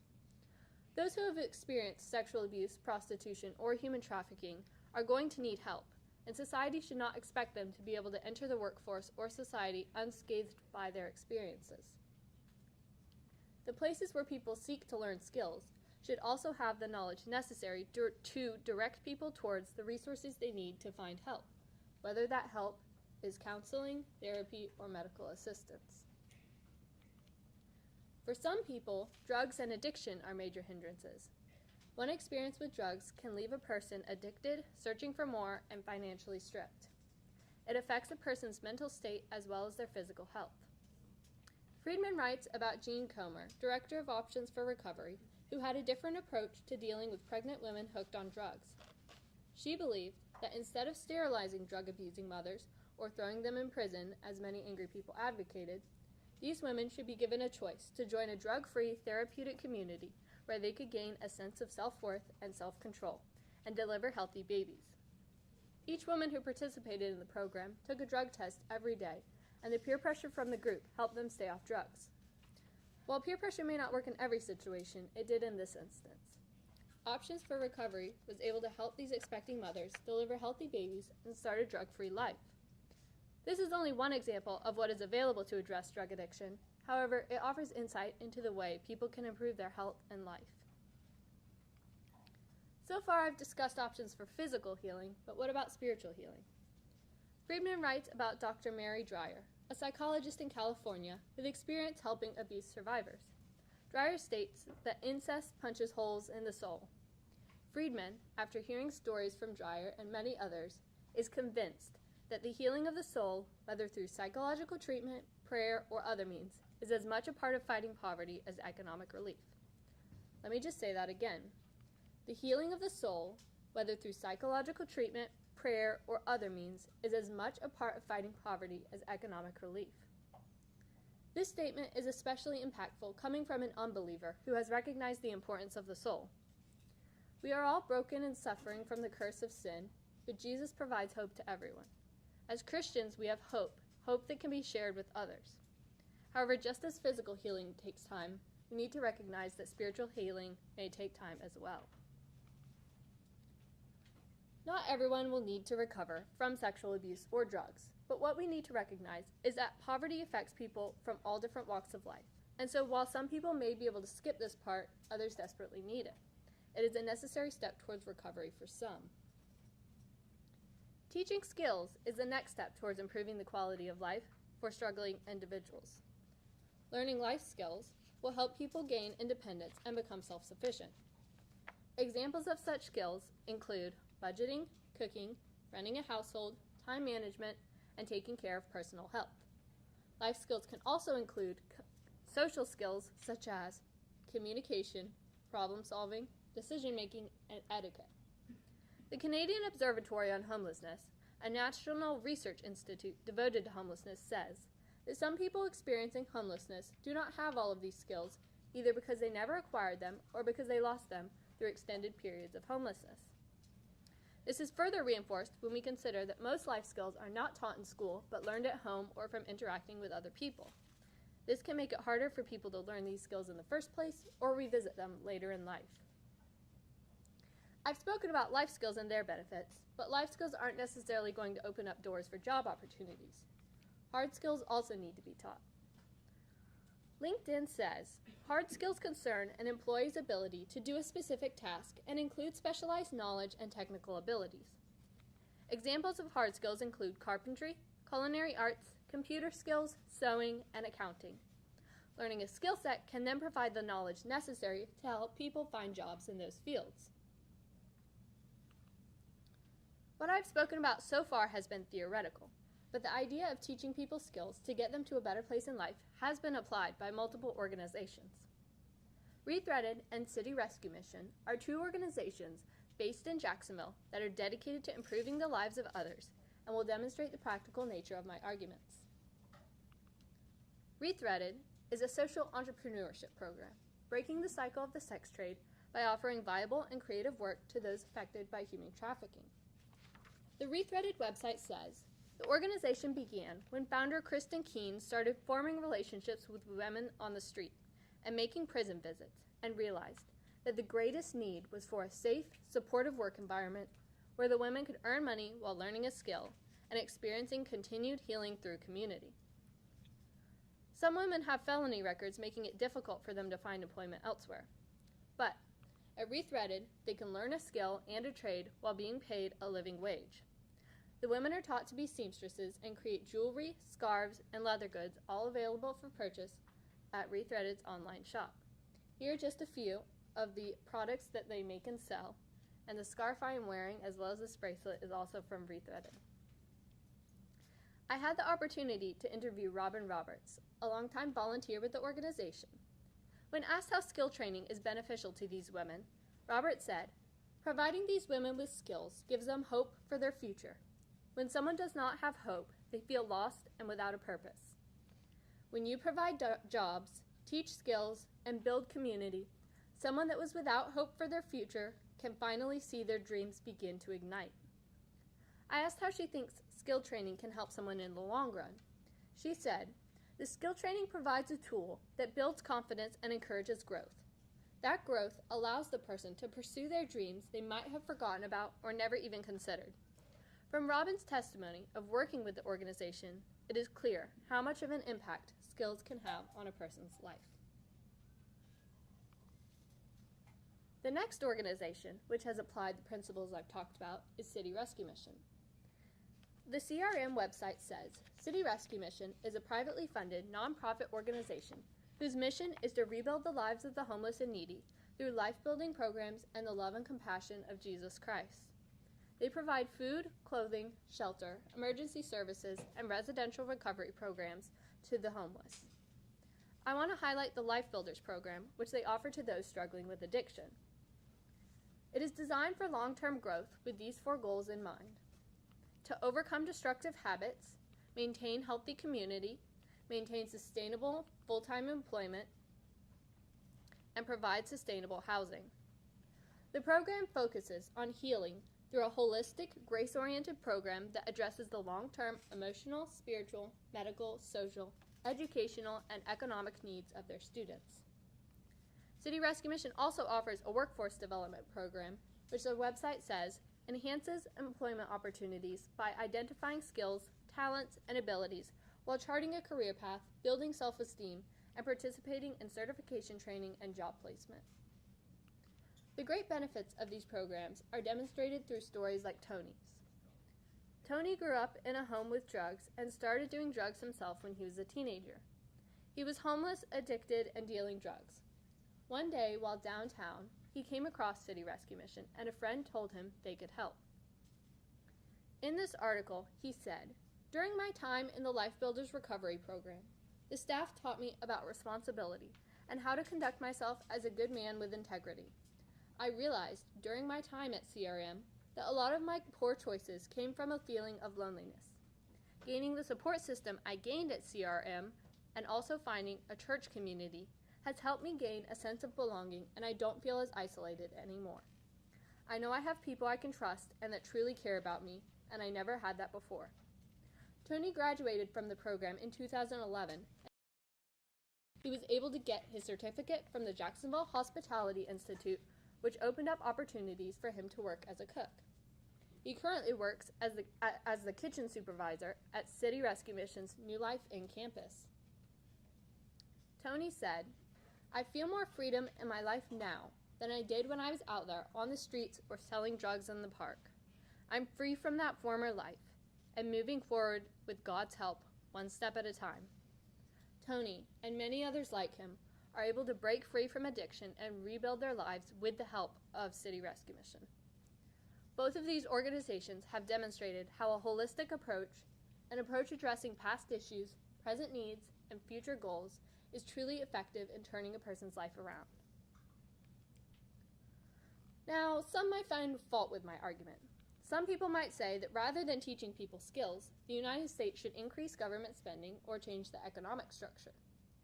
Liberation, a newspaper for the Party of Socialism and Liberation, says, "Through a process of democratic decision-making and consultation with the mass organizations of the people, a plan for the creation and allocation of wealth will be drawn up to provide everyone with health care, education, housing, a job, and everything else necessary for a life with dignity." The same goal is in mind, alleviate poverty, but different solutions are being proposed. While government programs are beneficial to people, this extreme reliance on them is not. Relying solely on government funding can create a parasitic relationship, whereas my approach would lead to self-sufficiency and independence. The other thing is that often there's a lot of red tape involved to gain access to these programs, making them not easily accessible to the public. The advertised free health care or Medicaid requires a lot of work to qualify for and apply for. Strict stipulations are involved for a person to qualify, and it could take months to complete the process of applying and being approved. It is not that I am opposed to government programs, just the high taxes necessary to fund such programs and the dependent relationship which can be formed. Another point that might be brought up is that people in poverty do not deserve help. The argument goes, they got themselves into this situation, they can get themselves out, or pull yourself up by your bootstraps. I find fault with this argument in the lack of compassion. Colossians 3:12-13 tells us to put on then, as God's chosen ones, holy and beloved, compassionate hearts, kindness, humility, meekness, and patience, bearing with one another, and if one has a complaint against another, forgiving each other as the Lord has forgiven you, so you must also forgive. We need to show grace and compassion while critically thinking about the best way to help these people in the long run. People cannot always help themselves, especially when in these types of situations. Simply due to the nature of addiction and human trafficking being cyclical, it is extremely difficult for a person to be able to break that cycle on their own. While they may be at fault for getting themselves into their situation, that does not mean they do not deserve help or cannot get it. This argument places high stakes in personal responsibility, which I am not opposed to, but at an extreme, it is a faulty virtue. As you may recall, I am arguing to help get people to a place where they can take responsibility for their life. So while self-sufficiency is the goal, there is some help and intervention needed to achieve it. I hope you can see the position I've taken is in between these two extremes.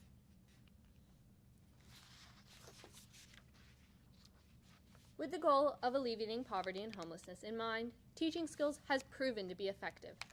Getting people off the streets and into a better life through treatment for past issues and learning skills can be achieved through organizations such as Rethreaded and City Rescue Mission. Giving money to a homeless person may bring him some relief and gratification, but it will not improve his condition in the long run. Instead, he could be directed to City Rescue Mission, an organization that will help him turn his life around and give him hope for his future. Instead of giving out money, you can choose to give your time or money to these reliable organizations, enacting change in people's lives. So you see, if you give a man a fish, he eats for a day. If you teach a man to fish, he eats for a lifetime. Thank you.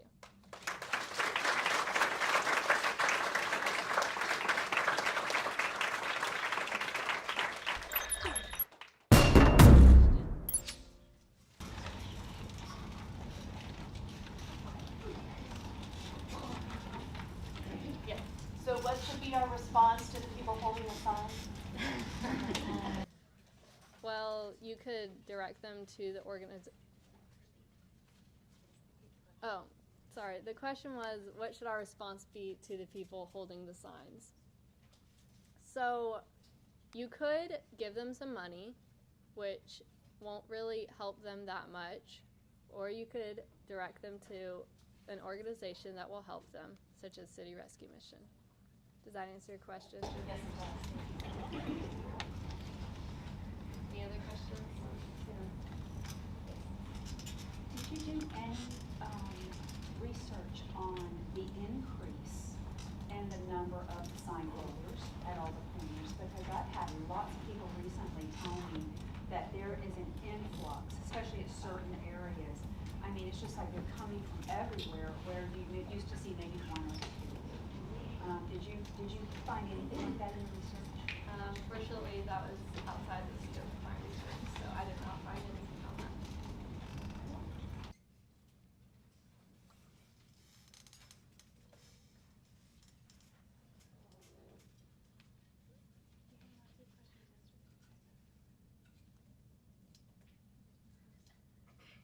So obviously here we have like really good organizations to like help those people say, like, as a Christian, if we lived somewhere that like didn't have any of that and it was just like a bunch of people on the streets holding signs, like how could we, like, how do you think the Bible calls us to like help them specifically kind of without like a guided organization? Yeah. So the question was, what if you're in an area that doesn't have these organizations that help people? How could we help people as a Christian? So to that, I would say either you could start something yourself, or the church is a really good place to provide things for people like that. Yeah.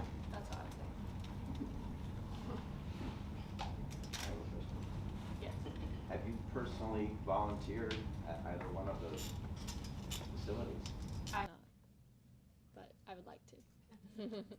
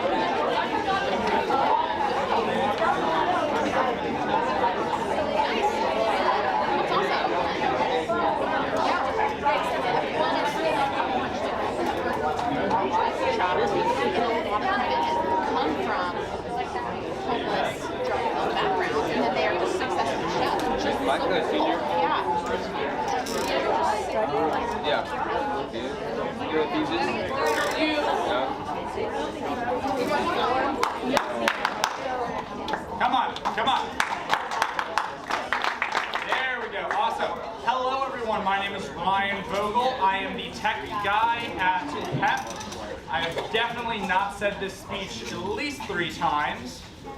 People are online, I think, are doing some reconnaissance and watching me. But anyways, if I could ask all of you to go onto your phones, go to that control panel setting and turn off Wi-Fi, because we are live streaming that in the back, and we're using the CFC public Wi-Fi network, and it is relatively slow. So if you could go ahead and turn that Wi-Fi off so that the viewers online can have the best coverage and the best viewing experience, that would be greatly appreciated. And now, Sarah Sasser. Our next speaker is Mercy Ellison. She has been at PEP since Core C. She plans to attend UNS in the fall for mass communications and investigative journalism. She is presenting The Power of the Pen, the Media's Disdain for Christianity.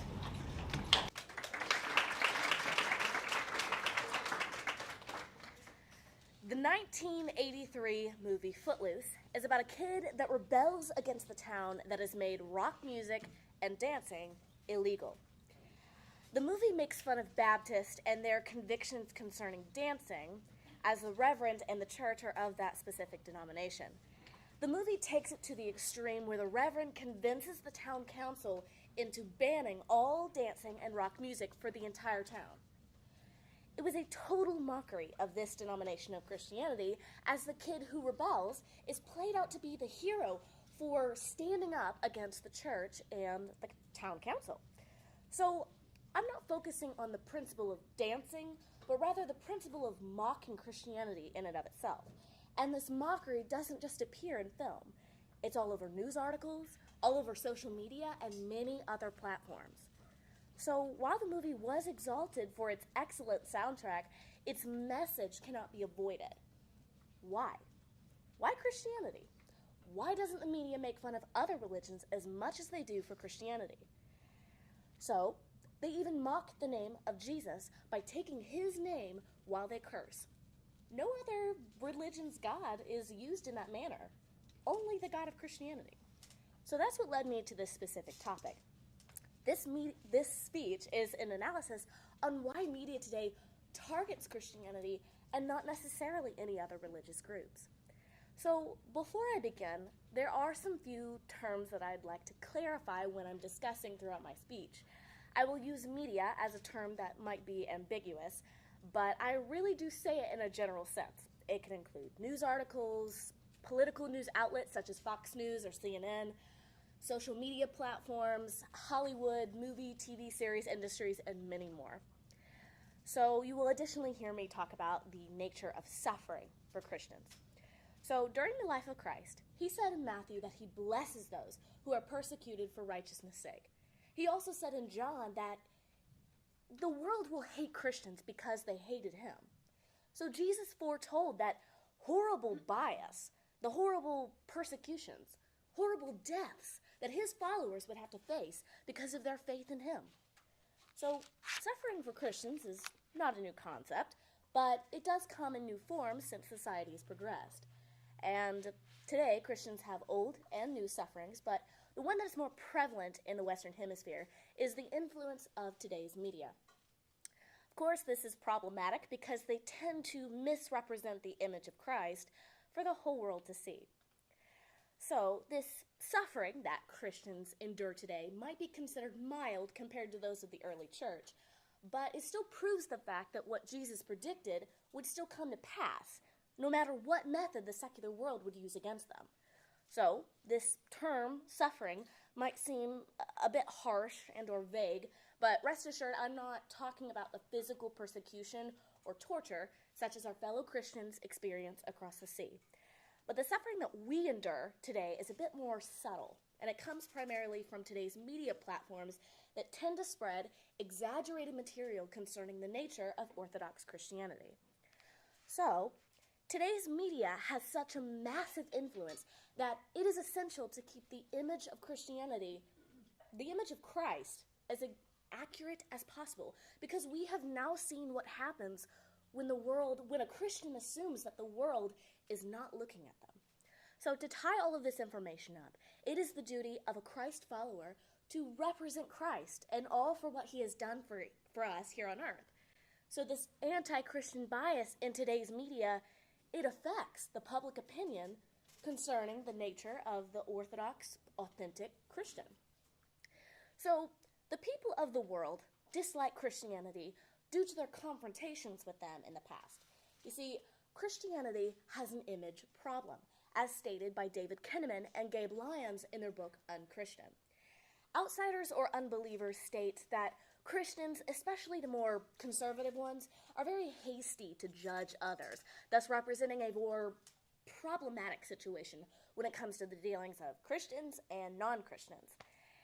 It's a high and mighty sort of demeanor that this type of Christian takes on that really makes the unbeliever just fill up with anger. And the reason for their anger is that they are eager to point out the inconsistencies in that Christian's life. Their walk doesn't match their talk. So, unbelievers today think that these types of Christians have conversations and they feel rejected because of that. So no wonder they reject Jesus, because unbelievers feel rejected by Christians. So these are the first-hand experiences that I'm talking about. So many unbelievers have a disdain towards Christianity because while the Christian speaks the truth, they don't speak it in love. And no one likes a person who says that they are holier than them. So not only are they overly judgy, they're also hypocrites. Of course, this is not to say that all Christians act this hostile towards unbelievers, but after all, as Kinnaman put it, Christians are not responsible for outsiders' decisions, but they are accountable for their own attitudes, especially when those attitudes have pushed unbelievers away. So this in turn has given Christianity an image problem, in which they are primarily perceived for what they stand against instead of what they are for. Christians are supposed to be for God's word. They are for God's design. Now, speaking of God's design, unbelievers cannot stand Christians who seem to be hostile towards the LGBTQ+ community. These activists in favor of the community have pushed their agenda with such force that if anyone, such as a Christian, disagrees with them, their aggressive defense would make Will Smith's slap seem like a love tap. So, this is yet another example of how Christians are known for what they oppose rather than what they are for. For some, it's a perceived hostility towards gays and lesbians that marks Christians, not only objecting to their lifestyles, but also harboring irrational fear and unmerited scorn towards them. This misunderstanding assumes a disgust for gay individuals, therefore becoming the pinnacle of the Christian faith. So, while some Christians might actually have this fear, also known as homophobia, we should never accept this fear of label. This situation, this image that Christianity has, well, it's mainly a result of speaking the truth against this dark world. The Bible even predicts that Christians are to suffer rejection because of this. But what is more important to note, however, is that it's not only the gay activists that have been aggressive in changing Americans' perceptions, but it's also the media that has played a significant role in shaping young people's attitudes and values on this very topic. So, we must remember the roots of this rejection. Because Christians testify against the world is against them. So, while we're on this topic of the media outlets, there are certain ways that they reinforce this hatred for Christianity through public mockery. So, sometimes it's those screaming Christian extremists on the side of the road with hate signs that perfectly mock themselves and the character of Jesus. And this is exactly what the media uses to display the entirety of Christianity. So, I talked with Florida State Representative Clay Yarbrough and asked if he had ever seen this scenario play out in his years of office. So he said to me, in regards to issues directly affecting the LGBTQ+ community in Jacksonville, that the media outlets would never go to those who had a reputation of being even-keeled and respectful on these types of issues, but rather they would go to the Christian extremists for those hateful, flame-throwing comments and nuggets for their headlines the next morning. This makes sense, because another thing that Representative Yarbrough told me was that these media outlets, they're businesses. So they're not just there to print or report the facts. They're there to sell the best headlines and to please their editors. So it's a very interesting dynamic that goes on within the journalist workforce. Kinnaman states that people often underestimate the role of media in their thinking and behavior. So, what do we get as a result of this media display? We end up with a disgust for Christianity. Shelby Abbott, a Christian author and blogger, states that he has never seen a good representation of what he considers to be a genuine Christian in modern American media. How sad! How sad that the secular world twists the truth. How sad that people who call themselves Christians twist the love of Christ, representing it as a hatred for those who are living in sin, rather than just hating the sin itself. It is clear that the media recognizes their power of influence and uses it to their advantage. So let's pause here for a second. We've learned what the media can do to Christianity, and we've learned what Christians can do and how they can act in a certain way that attracts all of these communication industries. If this is the case, then aren't these industries just simply revealing Christianity for what they see it in everyday life? Yes and no. I'll explain. So yes, the media outlets do display Christianity for what it is because they choose to only see one side. They choose to see the extremist. They choose to focus on the man who would burst into abortion clinics and murder every single doctor inside for the sake of pro-life. But at the same time, no. They fail to focus on the crowds of people who would devote hours of praying for the Lord to change the hearts of those who take the innocent life. This is the side of Christianity that they purposely avoid. That's the dilemma that we face. So, I want to now direct your attention onto why this dilemma exists and what the scriptures have to say about it. So, due to the Christian doctrine testifying against the world, it really only makes sense that the world would respond with such vexation. So, what are some examples of how society rejects Christians? Why don't we peer over at the world of Hollywood? Movies and TV series reveal the intentions of this side of the media industry.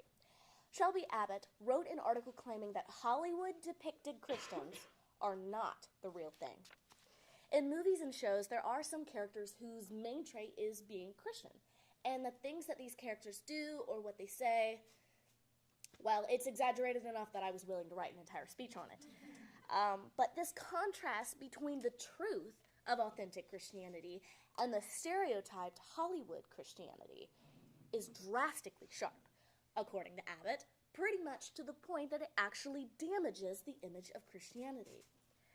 So this is one of the main reasons why Christianity has an image problem.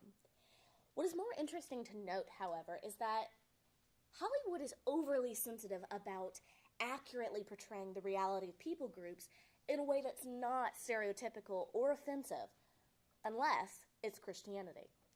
That's the point I want to make. The point that it's a targeted approach coming from Hollywood.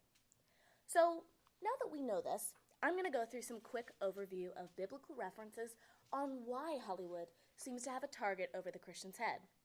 So, in Genesis, the Lord promised Abraham to bless him with descendants that are more than the stars in the sky. Later on, God shows throughout the Old Testament that the people, the Israelites, are a people set apart for his possession. He gave them standards to live by that were much different from the world. And people saw this difference in the Israelites, and some knew that they served the one and only God. So, when Jesus comes to earth, he includes the Gentiles in his plan for salvation, but he still calls them to live according to how Christ himself had lived. In John 15:19, he states that we would be loved by the world if we were of the world. But since we are not, we should not expect to be loved, just as Christ was not loved. He was crucified, suffering the most gruesome death because he testified against the sins of this world. They hated him because he spoke the truth. If we are Christ followers, we are called to do the same. Speak the truth.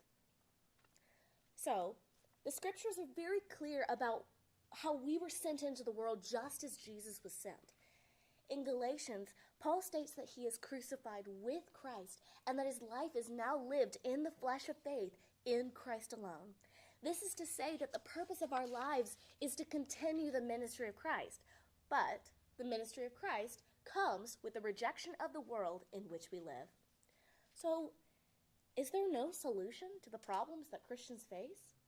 Jesus predicted that this rejection would not only come, but stay with us as long as we live in a world under the curse of sin. So, it's obvious that the bias and this targeting coming from unbelievers will not stop. So, the question that we need to be asking ourselves here is, how will we respond? So, Christians today, now knowing the danger that they face concerning their public image, must still strive to be like Christ. And to be like Christ is quite an overused phrase, or mostly taken out of context, or not taken seriously. But if we are to strive to be like Christ, we are to strive for perfection. Psalm 119:9 asks how a young man can keep himself unspotted from the world. And that verse answers that question by saying that he should guard his heart with the word of God. 1 Peter 1:16 says that we should be as holy as the Lord is holy. Romans 12:1 commands that we should present our bodies as a living sacrifice, which means to give up our own desires and live according to the law of the Lord. There are many examples in the scriptures about how and why we should act like Christ. But being humans, obviously, this quest for perfection is impossible. So, what does this approach look like in everyday life? So, let's see. We must remember that the main reasons why unbelievers hate Christianity is because of their first-hand experiences with them and the reinforcement of that experience through the media. So, unbelievers are confronted with Christians that are closed-minded, prideful, and demeaning. While around these types of Christians, unbelievers feel as if they are less of a person just because of the life that they have lived. Christians that might be very blunt or charismatic about what they believe scare most others. And so unbelievers may not recognize this, but they do have built-in false expectations of who Jesus is, therefore having an expectation of who or how a Christian should act.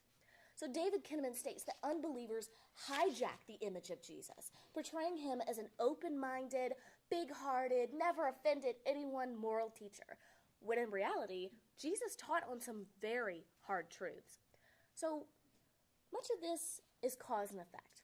If we as Christians do not act in the way that Christ calls us to act, we should expect that unbelievers would immediately recognize that hypocrisy. Because unbelievers have these built-in false expectations of Jesus and Christians, it explains their sensitivity towards those who expose their sins. Since the media has picked up on this, they naturally reinforce this idea of mocking Christianity because, seemingly, Christianity mocks the secular world. So this is obviously a misconception of what Christians actually do, but in our case, there's always room for improvement. Christians must still strive to be like Christ, which, of course, this is not to say to not speak the truth or to speak lies, but rather speak the truth in love. Speaking the truth in love is a Christian that expects the rejection of the world, yet willing to devote themselves to act selflessly, coming to serve, not to be served, coming to be a light in this dark world, to be the salt of the earth, to be a city set on a hill.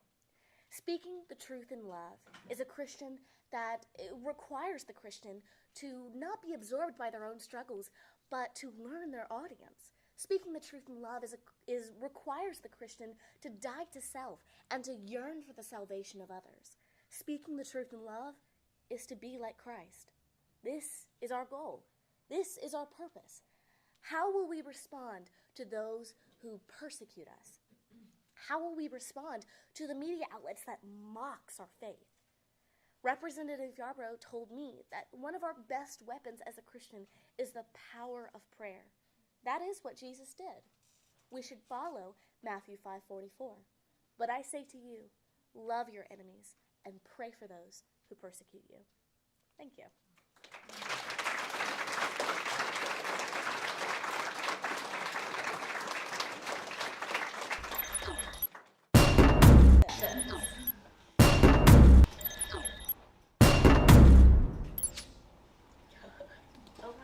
I have one. There we go. This great. If I heard correctly, you're planning to go to UNF and study mass communication. communications. Yes. How do you see your life living out your purpose in a hostile field, possibly? So the question was, since that I'm going to UNF and studying mass communications and journalism, do I see myself acting as the Christian that I want people to act like? Is that the question? There's never a question in my mind about that. I mean, living in that hostile life. Hostile, so living in that hostile world. So, yes, I expected this question because people had asked me that before. Every time I say, yeah, I'm studying journalism, they always give me that side look like, what? Really? Are you sure you're up for that task? So people know that the media are liars, big liars. And so for me to work in that hostile environment, yes, it will be tough. And I am trying to prepare myself. And like this speech was, it was almost more for me than it is for y'all, because I'm actually going into the field. And so I will need to prepare myself to know what I believe and know why I believe before I go into a world that is ready to tear me down. Does that answer your question? Beautifully. Thank you. Any other questions?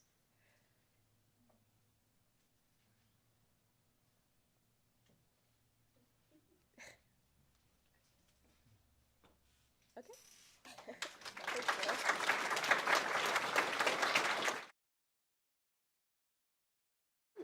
All right, now you gotta listen to me for a minute. Stand here. I have had the privilege of watching these speeches from the beginning of the year, and really it's an amazing process to see it go from just an idea, because if there's any juniors in the audience, we start talking about these things on day one, so be prepared. So to go from ideas and to think about different ways they want to express it, and just to see the changes that as they do their research and as they learn things, and then go through the writing process and then the presentation process. We've been here every day for 2 weeks practicing these things. So this is definitely an effort that has not only been practicing on the parts of the students, because this is all them, this isn't me. I'm so proud of the jobs they've done and the perseverance and dedication that they've shown. But also builds community, because we've been here for each other. These guys ask a lot harder questions than you guys do. I'm going to tell you right now, because we've practiced questions for each other in anticipation of what you all would ask, and you guys are just like, okay. So we have, it's been a really fun, well, it's been a really fun year for one thing, but it's been a really fun last couple of weeks to really come together on this. I do hope you'll come on Thursday, because we have 8 more really excellent speakers with really excellent topics, and I'm really excited for them. But before I move on from that, we have somebody else to thank. Because when these guys were in Course C, Miss M started as their admin, and she was also their science teacher before that. So as you know, hopefully you all know by now, she's going to be moving to a different position with PEP and be over all the PEPs. So she'll still be in and out, but you all are stuck with me for admin for next year. I have very big shoes to fill. But we just the seniors wanted to take a minute for a little thank you to Miss M, since she's going to be no longer the admin. She's graduating as well as they're graduating. So Kylie's going to fill in with a few words for us. All right, where do I even begin? Miss Master Nicola has been the administrator of PEP Manager in all 4 years of us seniors high school years. And she was even with us before we began our high school years. She has welcomed us with open arms and a smiling face every single PEP day. She has continually gone out of her way to make sure every student knows they are welcome, loved, and important at PEP.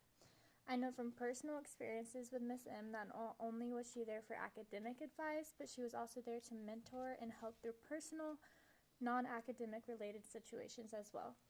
I knew that anything that I was going through, I had Miss M there to talk to. Miss M is such an encouragement to me, and I will always look back to her as an example of what a godly, loving woman should look like. While it is saddening to know that Miss M is retiring from PEP admin position, and that us seniors are graduating and venturing out into the world, we are so thankful for the years we got to spend with Miss M, and we will never forget her. We love you, Miss M.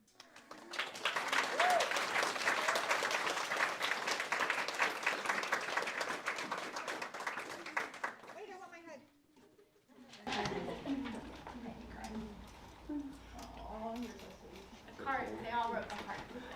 Yeah, it's like a Ferris wheel. It makes it spin. Oh my goodness. Take one off and go cool. Oh, you guys are so sweet. This is the photo we took the other day. Oh, okay. Listen, I just want, listen, seniors. First of all, you know, I've had all of y'all probably. Last Thursday when I left you, we had a really long day Thursday for whatever reason. All the things were happening, and it was just one of those really wearying days.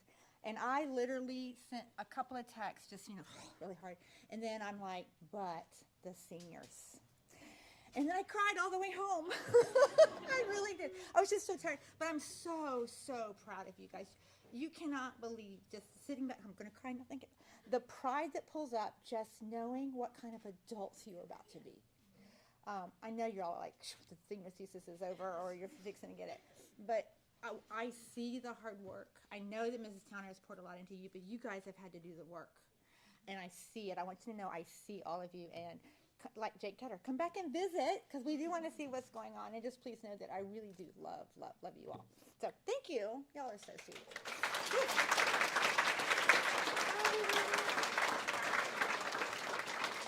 Thanks to Ryan. Everybody, thanks to Ryan.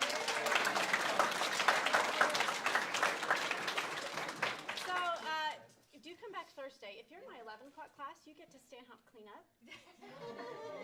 But, and where's the rest going? Because that's really all we have. So, we have half an So hour. if you are with a tutor, if like you're supposed to be in the class, go with that tutor wherever your tutor says that you are to go. We will welcome